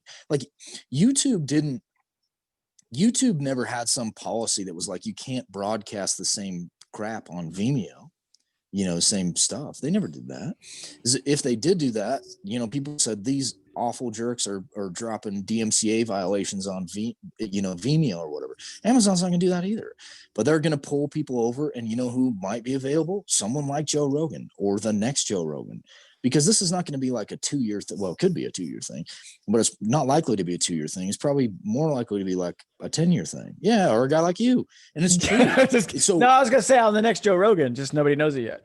No, let me tell you why it's true. Because they'll do what they've done for every other part of their industry. They're going to make it so people like you can actually make money on their service. They'll take a marginal loss on people, creators like you and I. They'll take that loss and they won't care. Like it just won't matter, because what they're trying to do is build up that social trust. And then as soon as they have enough of the market, they're just going to fence it off, and that'll be that. And then it will be more of a head-to-head thing with YouTube. But the average content creator is going to say, screw YouTube. It's hard to get into the partner program. Amazon makes it easy. I had to follow these rules and I get paid on day one. Why the hell would I not go to Amazon? So that's how you take it over. Like YouTube started as a cat video platform, and then it ended up with Joe Rogan. This is the most powerful name in media. You know, Amazon can just replicate that. Isn't they can learn from history and do it again. Yes, isn't that crazy? But like, it's not going to follow change. Joe Rogan's career arc. Isn't it like, did anybody ever think like this guy would be the one to go to Spotify for $100 million? Like, it blows my mind. Like, this is the fucking Fear Factor guy that you and I probably grew up in high school watching. Sure. Yeah. And he had a great understanding of, you know, he got into the UFC at the right time. He actually trained it, and that's his background. He's got a natural obvious talent for calling live fighting events, which, you know, let's be honest, like, if I sit down the average person, they can't do that. Best ever. Yeah. Like, he's great at what he does, but at the same time, it's authentic because he fights and has a background in it. He may not be a UFC level fighter, but he knows what he's talking about. And then on top of that, he does a podcast where, you know, I honestly, there's no difference between what you and I are doing. What he's doing is just, we can't do drugs on the air, but good for him. Well, he's got the recognition. He's great at what he does. I love it. I take a ton of inspiration from it. Man, I just think that's fucking nuts that he can do that. And I think it's great for him. And I love it. I love that dude's going to make $100 million to just talk to his fucking friends. That's it. 100%. Yeah, absolutely. Well, and he's also a very, very talented guy. And like, I think a lot of people, I would take nothing away from Joe. He's great. I think it's easy to look at that and be like, oh, it's just a guy having a conversation, because that is what it is. But he's also very talented. You know, he's very good at what he does. It's the same thing. Like, even it's interesting when you do stuff with professionals, you just it's the small stuff and you'll just like feel it. Like when I did Jesse's show the other day. Yeah. First of all, I'd never talked to him before. And so he gave me a layup, you know, softball joke entry, you know, gave me an opportunity to make a joke early, to make me comfortable, you know, and to like signal, you know, I'm one of you. It's all good, you know, all that stuff. And it was great. And it made it soft and simple. But then what I noticed, as we were talking, because I've done enough interviews with other people, but it's also that, like, his ability to segue between subjects was like, he's just, some people are pros and he's a pro, you know. And then also the ability to discern when there is no solid segue and you just have to do like a hard, you know, transition. He just knew when to do that and did it. And it's just like, you feel, I don't know, it's weird. Like, as the interviewee, you feel when people do that, and it's kind of, you're almost in awe of it. It seems, you know, it seems dumb maybe to somebody who doesn't do anything in the media world, but there is a difference between amateurs and professionals, and some people are just very good at it. And Joe is one guy who's like very good at it. And Jesse's pretty darn good too. Yeah, he's all right. I mean, he's still a Marine and he's tall and he's ugly and whatever. But no, Joe does the great things. And I think I've noticed, I saw some people like tagging Joe Rogan and trying to get you on that. And I think that'd be fucking funny. But if you do get on that, I just need you to be like, so I was on this podcast. It's called There Will Be Bourbon. I just need you to drop that in there at some point in the 3 hours that you'll talk to him. So make sure you do that. Yeah, I would press X for doubt on getting on Joe Rogan. Yeah, you never know. I mean, look, it's definitely the story of the Glass Factory. If you haven't bought that book already, you probably should go to braxtonmccoy.com or go to Amazon and look for the Glass Factory and get that book, because it's a book everyone, I think, in this man, more than ever in this fucking climate, you should read it, because it's not a war story as I described. It's not a war book. It's a story of personal triumph. And I think that's more important now than ever before. And, you know, when you read the book, you'll understand it. But there's one thing I've always wanted to ask you, and I never got to do it on the first one, and I'm going to do it now. And it kind of like, it ties into, I think, what we talked about initially with the pioneer generation and some of the stuff with the West. But I think your last name is pretty obvious, right? Like, your last name's McCoy. This isn't something that even the most obtuse American would never have claimed that they haven't heard of that name before. So how did your family, or where are you in that? Like, how did you guys end up out west, or what's your involvement with that? And how did you end up in the current state that you're in? Like, I just, Well, I want to know McCoy shit at this point. Cause I already told you I'm team McCoy, whatever if we break back off, it's team McCoy. I don't know what the Hatfields were, but I don't know any Hatfields. I only know a McCoy. So I'm team McCoy by default. Well, yeah. So that Hatfield McCoy, they do a family reunion. Oh crap! Did I lose you? No, you're back. We're good. Welcome.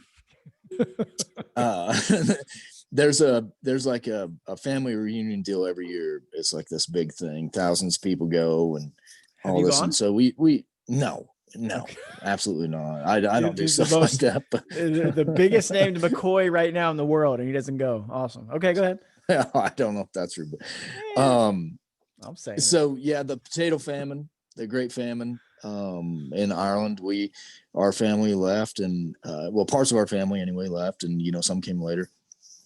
Came out here, and then my great grandfather was living in the Ozarks as a American immigrant or whatever, and he enlisted in the military, and then he went to Utah as part of the Manhattan Project, but it was. What? It was like an offshoot. Yeah. So there's this thing in Utah. I think it's called Dugway Proving Grounds. And it was sort of working on kind of an offshoot of the Manhattan Project. So anyway, that's how he ended up out there. And then my great grandma, Chloe, was living in Utah from Texas. And they met out here while he was on duty. And then, they got married. And when he got, out of the army, he moved back to Utah to be with her for a bit, and then they moved back to the Ozarks, and she died in Texas. But anyway, so from Ozarks to Utah to all that. So my actual grandfather stayed after they left. He was I think he was 18 or so when they left, but he was married by then, so he stayed, and they went back to the Ozarks, and then my great grandpa died, and then my grandma moved to Texas. So that's how we ended up in Utah. Kind of so Ireland to Arkansas to Utah. So was your family a part of what we described early on in this discussion? Like, you guys part of the Hatfield generation? Pioneer? No. My wife's family was, but mine wasn't. So my mother's side, they actually had a couple of pioneers, like way back in there. Okay. My grandma, who's still alive, she was born in a dirt floor shack in West Yellowstone, Montana. Your great grandmother's still alive? No, my grandma. Oh, your grandma. I was about to say, shit, man, that's fucking awesome. No, great grandmas are all dead, but great grandma's in the hundreds. I know. No, my one great grandpa lived for a long time. He died in his early 90s, but that guy was an impressive man. He was a bomber pilot and all the stuff, and about a week before he died, his back broke. He was running on a treadmill. He had like a big pool, and not a pool, ice bath thing. It was like a big ass trough. Is what it really, like a whirlpool. I don't know if you remember those, but he had a whirlpool in the basement, and he had an ice maker, and he would fill that thing up with ice, and he would do push-ups and like basically calisthenic type stuff, and then run on a treadmill, and then he would get in that ice bath and sit in there for 30 minutes. He did it every day of his life. And right before he died, he was running on a treadmill, and his back broke. And the reason it broke is he had bone cancer. Yeah, he had bone cancer in his spine. So just, the bones were weakened, and so they took him in, and he's in the hospital for like a week, and then he died. But yeah, he was a tough SOB, that guy. He was super tough. That's fucking nuts, man. That is. Yeah. That's like, I can't even imagine. Like, I hate running to this day, and I just do it because I have to. That's the only reason I Mhm. run. I went through my running stages where I was like, oh, I like running. Oh, I'm going to train for a marathon. Oh, I'm going to do marathons. So now where I'm just like, I run strictly because I have to. There's no other Yeah. reason. As soon as I no longer have to, I will never run again. I promise you I won't. I really won't. But I only run it because I have to. And I can't imagine someone like, him, he's running because it's what he likes to do. It's how he stays in shape, whatever. And he breaks. I How do don't you, think he liked it either. well, but he broke his back. Like that's like, can you, I don't Well, even know how no, to, like, how could that have felt? well, so the only, well, yeah, I don't know.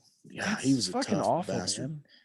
He That's went through, awful. that guy went through a rock crusher when Oh, he that's was the like, one that you wrote about, right? Oh, yeah, fuck, dude. That dude he is was like, like 40 years old or that, something. that guy's He's awesome. I love that. I'm 40. it, he was a bad mother effer, man. He was tough. Yeah, He that's was the a dude. You tough wrote. Hey, bugger. buy the Glass Factory. You can read all about it. Anyway. Yeah. No, he was a neat guy. In fact, when I went to boot camp, he was already, gosh, he must have been 80 years old by then. God damn. And Fucking I was nuts. like just graduating high school wrestling. Like I was in pretty darn good shape. And State champ. he's like, how What's many up? push-ups? No, I never won a I never won a personal state title. It doesn't matter. I You should were have on the won. team. You were on the team. I Whatever. should have. State champ. Well, I should have won two, but I got kicked out of one tournament, and then my senior year, that was rough. I got super sick, but anyway, my junior year, that was the one that was the most frustrating. But anyway, so I'm getting ready to go You can't to. fight your opponent in the parking lot, Braxton. You're supposed to wrestle them. Well, that's actually almost exactly how it happened. But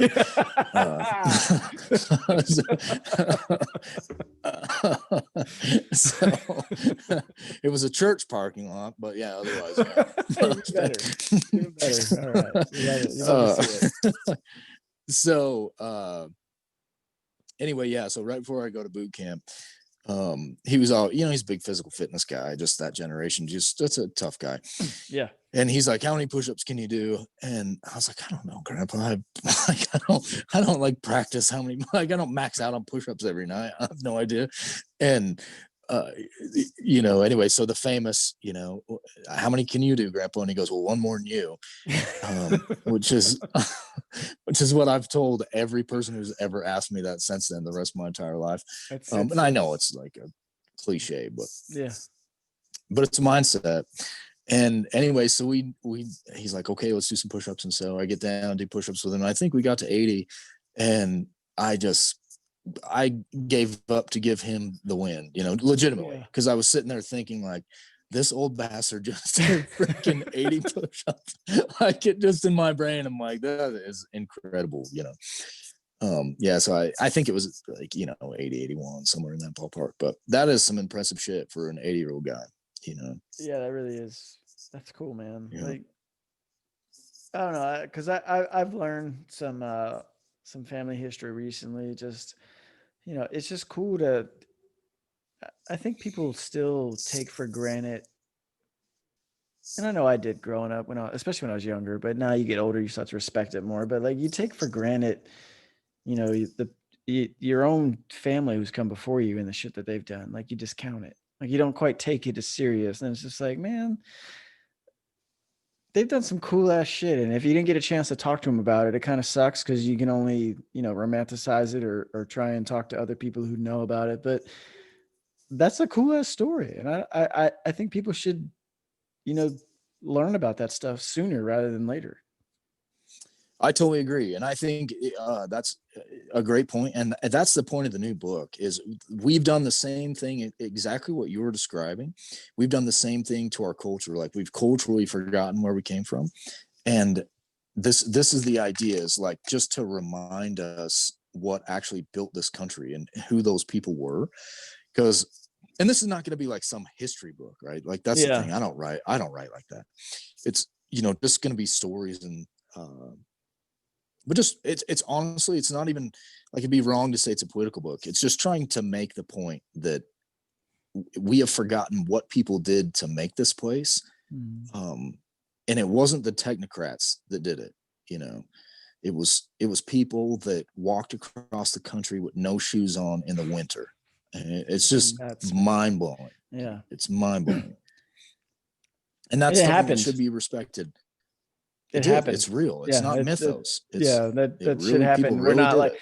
it's not like some embellished story of, 9th century England in the fucking Great War with whoever. It like this, that stuff probably happened too, but stories change over time. We haven't had that much time passed to where we can really change up the details and books that are in print that you're reading. Like you're talking about reading these journals. So you're pulling these stories from that.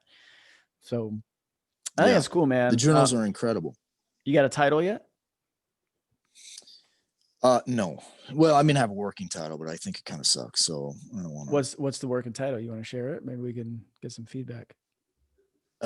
Why the West is great and you suck. No, I think that's great. Actually. All right. So, go ahead. Just the working title is The West and Why It Matters. But it's it's like it's gay. So gay Ghey. Ghey, yeah. Hey, don't worry because I put this out on Grandpa's site and I have to ask you a few questions before we get out of here. Let's do it. So I need to figure out how to work his website because apparently I'm an admin and I don't even know how to work it. So, but so anyone who's on Digital Drop Zone, I made a post earlier and the reason I actually asked that was because I want people's input for this, specifically for this book that I'm working on. So I feel like I'm always going to be asking questions on there. Okay. I'm going to use that as sort of as a sounding board. Assembly area, digitaldropzone.com. You should check it out. I know it's on here and I'm going to keep efforting my search unless, Grandpa deleted it, but there it is. All right, here we go. Nope. That's something about cats. Click the wrong link. Better not be. It's me. Cats are terrible. No, cats are not terrible. You're terrible. True. Also cats. Also, look, okay, here we go. All right. We got a few questions on here. Wow. All right, you ready? You ready for some? Yep. Okay. Let's do it. At what age were you perusing your father's Playboys when you decided you wanted to live your life like a live action Marlboro cowboy ad? Well, I said I would ask all of them, so I'm going to ask them all. And also, well, go ahead. That's gonna be a no for me on that one. I like the live action Marlboro. Don't smoke, kids. It's terrible for you. The vulgarity stuff. There's some people. I'm not gonna say the guy's name. He does some funny stuff or whatever. But I don't know. I'm kind of, call me prudish, whatever you want, old fashioned. I don't really like the vulgarity stuff that much. But I'm also a non-censor, so you're able, I'm never gonna tell you can't say stuff. But it's just kind of not my thing. Okay, there you go. That's fair. The follow-up was who was the centerfold of that issue, but since there wasn't an issue, there's no sub. All right. This guy mentions that he's having a hell of a time finding the last episode that you and I talked about. Well, that's because I already said, look, it's gone. But for every $100 you Venmo me to E Bandazeski, that's my Venmo. If you need good proper luck spelling spelling, that shit. if you need proper spelling, by all means hit me up and I'll tell you. But for every $100 you Venmo me, I will send you 1 minute of that interview because I still have it. Like the archive is there. It's very strong. It's very protected. And I'm sure if you sweet talk Braxton and send him some, what is it? A basin? Is that what this is on your head? Great Basin? Deep Basin. Oh, it's made by Great Basin Hat Company. Yeah. Oh, but it's not a Stetson. What are there classifications of hats? Well, it's a custom hat made by a custom maker. So he's fancy. All right. He's not fucking around. All right. This is a custom hat. Support your local business. That's the. Okay. Well, anyway, that's probably one way you could also get that. But I'm sorry, Displaced Appalachian. But that's where you can find the previous interview. It's gone though for now. $100 per minute. Let's see. Who do you think the greatest Greco, freestyle, and folk style wrestlers are? And I already know who asked this probably. okay, and who does he think the best MMA grappler of all time is? He did say he'd probably be able to guess who this is based on the question. Yeah, that Beauregard guy. I really like that guy. The greatest freestyle wrestler of all time for me. I have to say, and I know it's maybe not true, but Dan Gable went through the 71 Olympics and didn't have a point scored on him. It's hard for me to argue with that. John Smith's great. There's a lot of other great wrestlers, and of course, you can go into Russians, but I don't like to give them any credit. But so for me, it's got to be Dan Gable, only because of his performance in the Olympics was just legendary. That maybe doesn't make him the best of all time, but I'm going to say that's the best Olympic performance of all time. Best Greco, boy, it's pretty hard to argue with the I almost said Kremlin, but it's not Kremlin. Anyway, the guy that I almost said a rude thing, that Rulon beat from Russia. I can't think of his name off the top of my head, but like he's probably got to be, even though he's Russian. That was a Greco match, I think. Gosh, it's been a while.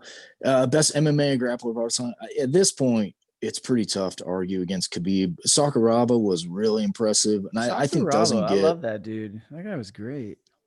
Just doesn't get the credit Different time though. Yeah, like But to be in that era and to be, beating Gracie's is really a super impressive thing, because it was like that. It was just so new. So I think he's got to get fighting points for that. Like it evolves so quickly. Like you can't really compare eras. You know what I mean? Like Babe Ruth would probably still be a great hitter today, but Sakuraba would probably get, he might get destroyed today because fighting has just evolved so quickly. It's true. The dude was going out there with both of his knees taped up from like ankle to freaking hip, He's like smoking cigarettes and shit. He deserves credit for all of that. So I honestly, I think it's pretty tough to argue against Khabib. It really is. He kind of came out of nowhere and was gone pretty quickly, though, don't you think? Like I know he had a lot of fights, but he didn't have a lot of fights in the UFC. Oh, I think he's got to have 12 in the UFC. Is it? I didn't think it was that many. Either way. Well, he was, his first fight in the UFC was, it was a while ago. It was like 2012, 2014, right in there. Dude, he beat RDA years ago, a long time ago. And he manhandled RDA when RDA was RDA, but like before people knew he was RDA. 12 fights. Good job. Yeah. He's really good. And then Josh does some really neat stuff. I love catch wrestling. He does, especially at heavyweight, like some of the stuff he pulls off is just, he's cool. And then DC's was like impressive, but it was more, he kind of, I don't know. There was no style points to it. He was just other than when he picked Josh Barnett up and spun him around and slammed him. Yeah. Anybody picking Josh Barnett up like that is an impressive SOB. But yeah, so I gotta go Khabib, and I know that's the easy answer, but I just can't think of anyone else. Ryan Hall. Oh shit, Ryan Hall. Ooh. A fight I would love to see is Ryan Hall Khabib. Oh, that would be okay. That's on my dream list. And then of course GSP is tough to argue with too. GSP was bigger though, right? 30 pounds, 25. Well, yes, he's a 70-pounder. Big boy compared to Khabib. Khabib was 155, right? Well, Khabib, but he's huge 155er. I'll bet you they're not that different in size because GSP never cut a lot of weight. Yeah. Khabib walks around at 200 pounds. I know. It's not what's crazy though, like to cut that much weight. Like it's just not healthy, man. It's incredible. It's amazing, especially to perform the way he does. Like what he did to Gaethje in that last fight was just man. Like I was one who thought that was going to go the opposite direction, and just for Gaethje to get like, dude, Gaethje got embarrassed. Let's be honest. Like So I I watched thought that with Gaethje was going Greg. to give him a fight because everyone always said was before Gaethje knocked out Ferguson, like, yo, Ferguson's the guy that's going to beat Khabib. No, he's not. Not based off of that. Like Well, okay, a lot Gaethje of beat people the were saying brakes that, off but of Ferguson. Like that was a one-sided 4-round just destruction. and guess what? It would have been like Khabib versus Ferguson would have been the same thing. Yeah, no, it would probably been He would have quicker. He would have mauled fucking Tony. just put him on the ground and done whatever he wanted to over the first or second round, right? Like that's what I'm saying. So that's why I was surprised at how poorly Gaethje performed. Maybe Gaethje wasn't ready for it. I don't know. Maybe. No, I think he was surprised by the pressure. I sure would have been. If I was in his shoes, I'd have been very surprised by the amount of pressure on his feet that he was putting on him. And I think that's what. And it was a good game plan, but I don't even know if it was necessarily game plan so much as just Khabib understands that Gaethje's a pressure fighter, and he just took that ability away from him. The MMA media, in my opinion, way overplayed Tony's game off of his back because he does some fun things, but he would Khabib would have mauled Ferguson And even when he so was Ferguson. like the Khabib Gaethje fight, like I tried because I mean, you know this. I put up a ton of gambling aspects on things. And man, there was just nothing based off of 2020 that led me to believe that Khabib was going to win that fight because it just like I felt like the one factor against or for was the loss of his father, right? Sure, Because I feel like that's something that can either propel somebody or it can really hinder them. You know what I mean? sure. And I felt like because of all the success that Khabib had already had, I felt like maybe that was what was going to be lacking. Like it wasn't like he was going for his first title and he was trying to do it for his father. I felt like he'd already been there, the mountaintop. Like he'd already beaten the McGregors of the world. Like what did he have to do? And he still went in there Yeah. and fucking beat the brakes off of the one guy who had everything going in his favor on how to win that fight, right? Like, hey, look, he took out Ferguson. Like, this is it. This is the only thing stopping you from literally your name going down in legacy for the UFC. And it wasn't even close. It was a mismatch.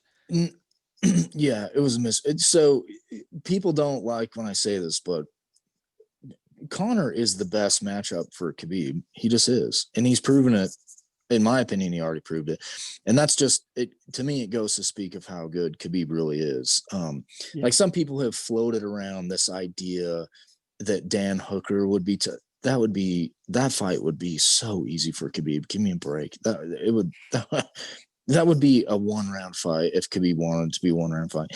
Conor is a better fight. So if you go through, like, people leaned on Gaethje's Division I experience as a wrestler, which he's great.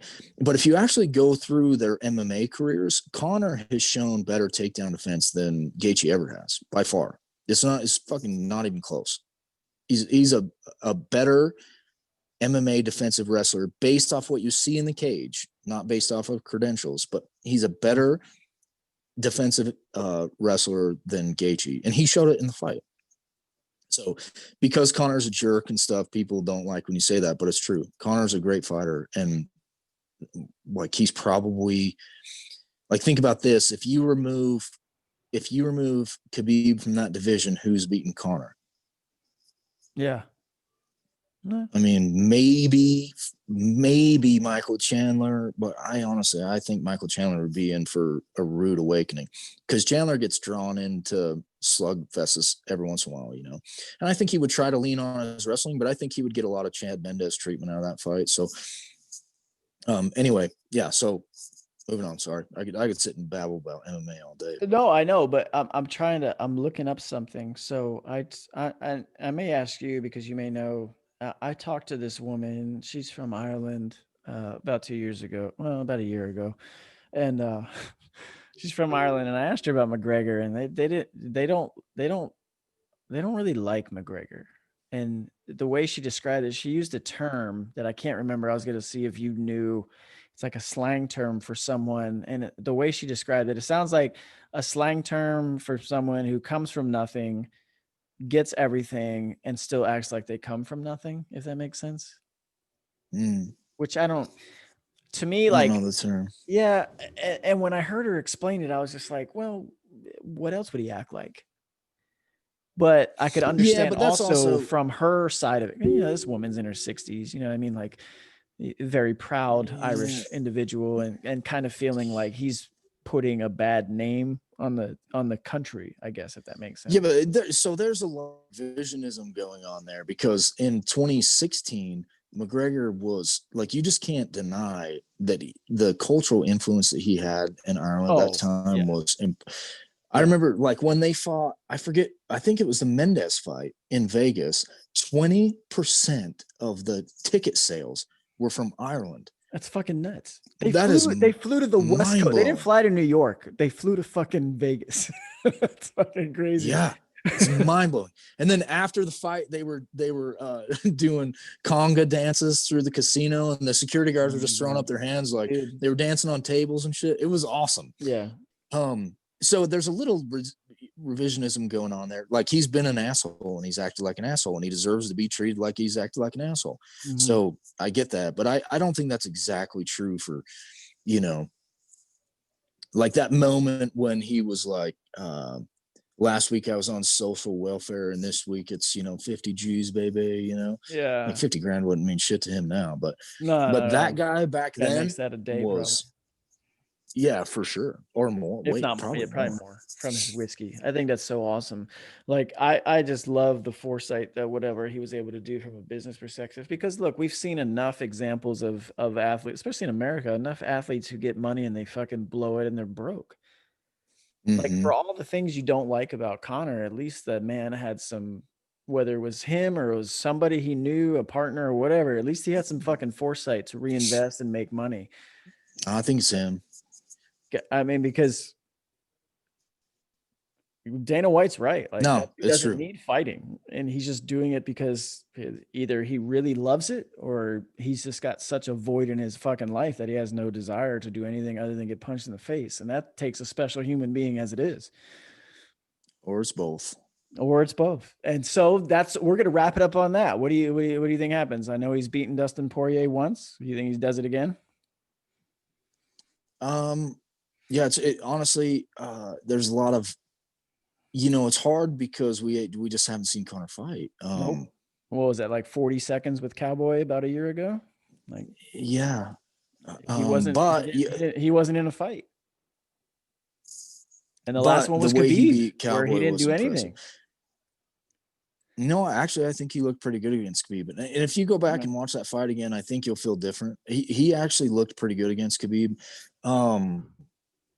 It's just Khabib is just that good. Yeah. Yeah. So Dustin gets hit a lot. If you look at, it's been a minute since I've looked at the numbers, but Dustin takes a lot of significant strikes, particularly in his last few fights. That's not that's not a good strategy against someone like Connor.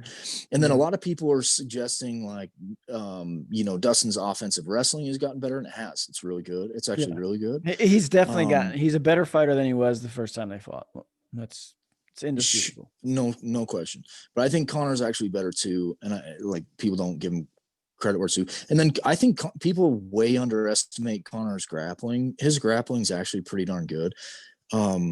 If you go back to the Holloway fight, when he tore his ACL or whatever, he owned Holloway on the ground. And obviously Max is not like a great jiu-jitsu player, but I mean, his grappling, both offensive and defensive, is actually pretty darn good. He does have a tendency to give up, and Dustin has great cardio. So as in any Connor fight, the longer it goes, the more it favors the other guy. But I do think that Dustin is going to be there to be hit. And I think that, I just think, like, everyone hyped Gaethje's power, and he does have big power, but Connor is so accurate. Like, Gaethje hits hard, but he's not an accurate puncher. Yeah. And Connor is a very, very accurate puncher. Dustin relies heavily on his boxing game, and his boxing game is really good, but it's I really actually don't think it's at Connor's level. I don't think it is. And then you have Connor going back to the crumbling gym, working with his old coach from when he was a teenager. I just think it's like everything adds up to maybe not a great night for Dustin, which sucks because I think Dustin's like one of the best guys in the sport. He seems like just a freaking great guy. And it'd be great if he won. He's a great guy, and he could win. It's MMA. Who the hell knows? That's true. But if I was going to bet money, it wouldn't be on Poirier in that fight. Well, and that's not a dig at Poirier. I think he's a freaking great fighter. I'll ask you after this, but does Khabib have a brother? Is his brother Umar? Well, he has cousins that fight. Okay, because I don't know if he has a brother. Nurmagomedov, the same last name. That's his cousin. Okay. Nurmagomedov. Yeah, because I asked my brother. My brother's like, "Who knows? There's fucking a million of those fuckers over in Chechnya running around." Like, you could be right. Like that last name could be like Smith for all I know. I'm just saying. Like, I thought it was ironic that, and he's like an up and comer. He's a minus 500 favorite on that fight night. But anyway, isn't it Abdul though? Abdul the Nurmagomedov. Well, this guy I'm looking at is Umar. Oh, there may be more. Might be more. Anyway, Umar is a huge 5-1 favorite.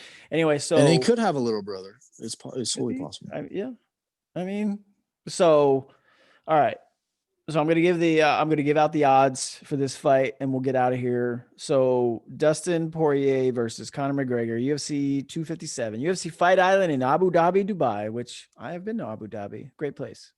I spent about an hour there. I went to a gas station and got some great energy drinks. Yeah, that's where that is. So that is this Saturday. Currently, Conor McGregor is a minus 310 favorite. So it's actually gone up. All the money is on Conor, which means for those of you who don't understand minus and pluses. So Dustin Poirier is a plus 255 underdog. Conor McGregor is minus 310. That means if you bet $100 on Dustin Poirier, you will win 255. If you would like to win $100, you would have to bet 310 on Conor McGregor. So about 3-1 is the odds for Conor. And the over-under on rounds, over 2.5 plus 160, under 2.5 minus 185. So maybe your bet is not on the individual outcome, but on the fight itself. Less than 3 rounds or over 3 rounds. I kind of see, honestly, I mean, if it's a 5-round fight, is it a 5-round fight? Because it's not a title fight, right? Yeah. Is it a 5-round fight? It's a 5-round fight. Mm-hmm. Well, that to me, that would benefit McGregor because he's done it before multiple times. Well, so is Poirier. Yeah, Poirier was interim champ. Yeah. I think like it's kind of like what I said with my brother, you know. Yeah, this almost reminds me of like when Mayweather was boxing, right? Like, you know who's going to win, but there's no value in betting on the guy who's going to win that, you know, like you just bet the underdog and hope it hits. Right. Yeah. You know, because $100 gets you 30 if you bet on, you know, if you bet on McGregor. Okay, or if you put $100, you win 300 almost on Poirier. So why not? Like, what's the lose? You're out $100 either way. You got to look at it like this. How does Poirier win this fight? Everyone's talking about his like boxing skills and all of that. Okay. The only person that's ever hurt, the only people that have ever gone on their feet was Nate and Khabib. Khabib surprised him, surprised everyone. Oh, I totally disagree with that. No, I just do. I totally disagree with that. But I've heard that take, and fine. He certainly won the first fight. There's no question about that. Won the first fight. that happened. But the thing is, Nate's got a chin like a freaking Angus cow. So Poirier hasn't shown that. Likes to fight guy. So if you ever thought of like who is a likes to fight guy, that's Nate. For sure. Yeah.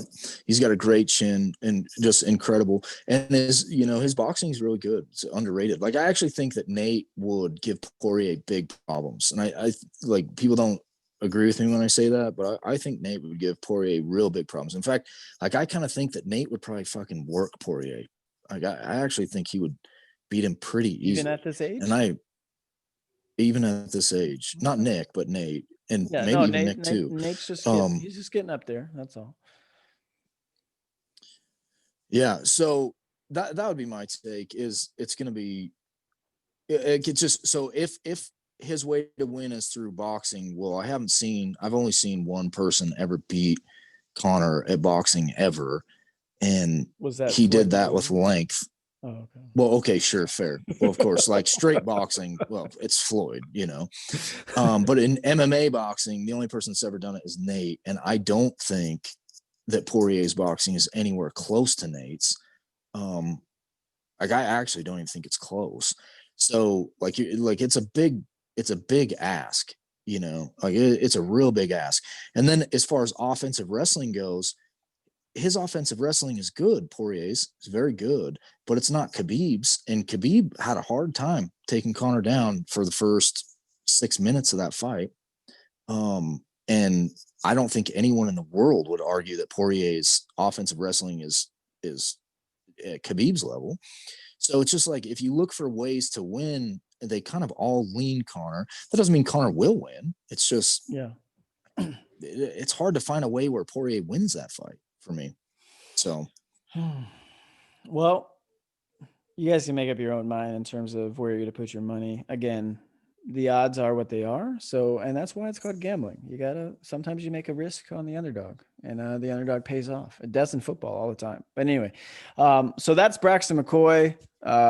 We'll probably try and do this again in several months when he wants this one taken down and we have to charge $200 per minute. No, it'd be cool. Hey, if like, I assume everyone on here probably knows my Twitter, but go to my YouTube because we're actually going to start dropping content on there. Excited about this. Especially in 2021 because Drew's coming back up, so there'll be a lot more. But I'm working on some stuff too. It's not going to be Drew level, but we're working on it. So go to my YouTube, subscribe. And is that going to be podcast or is that going to be just you out with the tomahawk chopping off heads of elk and shit? Mostly tomahawk shit. Yeah. All right, cool. So there's some cool stuff you can find on BraxtonMcCoy.com or on Braxton McCoy's YouTube channel. You can find some cool shit on BraxtonMcCoy.com, primarily the Glass Factory book, which if you don't own already, you should probably own it. Definitely give it to your kids. They need to read this. So that's it. And then you can find and follow him on Twitter. You can find myself on Twitter at Eric TWBB, which stands for There Will Be Bourbon. So it's very easy to figure out. If you like this podcast, if you like us, just like it, share it, do those great things, help us get out there and do further things in whatever field it is whatever we're trying to do, right? I mean, my field primarily is just if I can get this to a point where I can get bourbon sent to me for free, I will consider that accomplishment. Until then, there will be bourbon. All right, Braxton. Thanks, brother. All right, brother. Thank you. See you.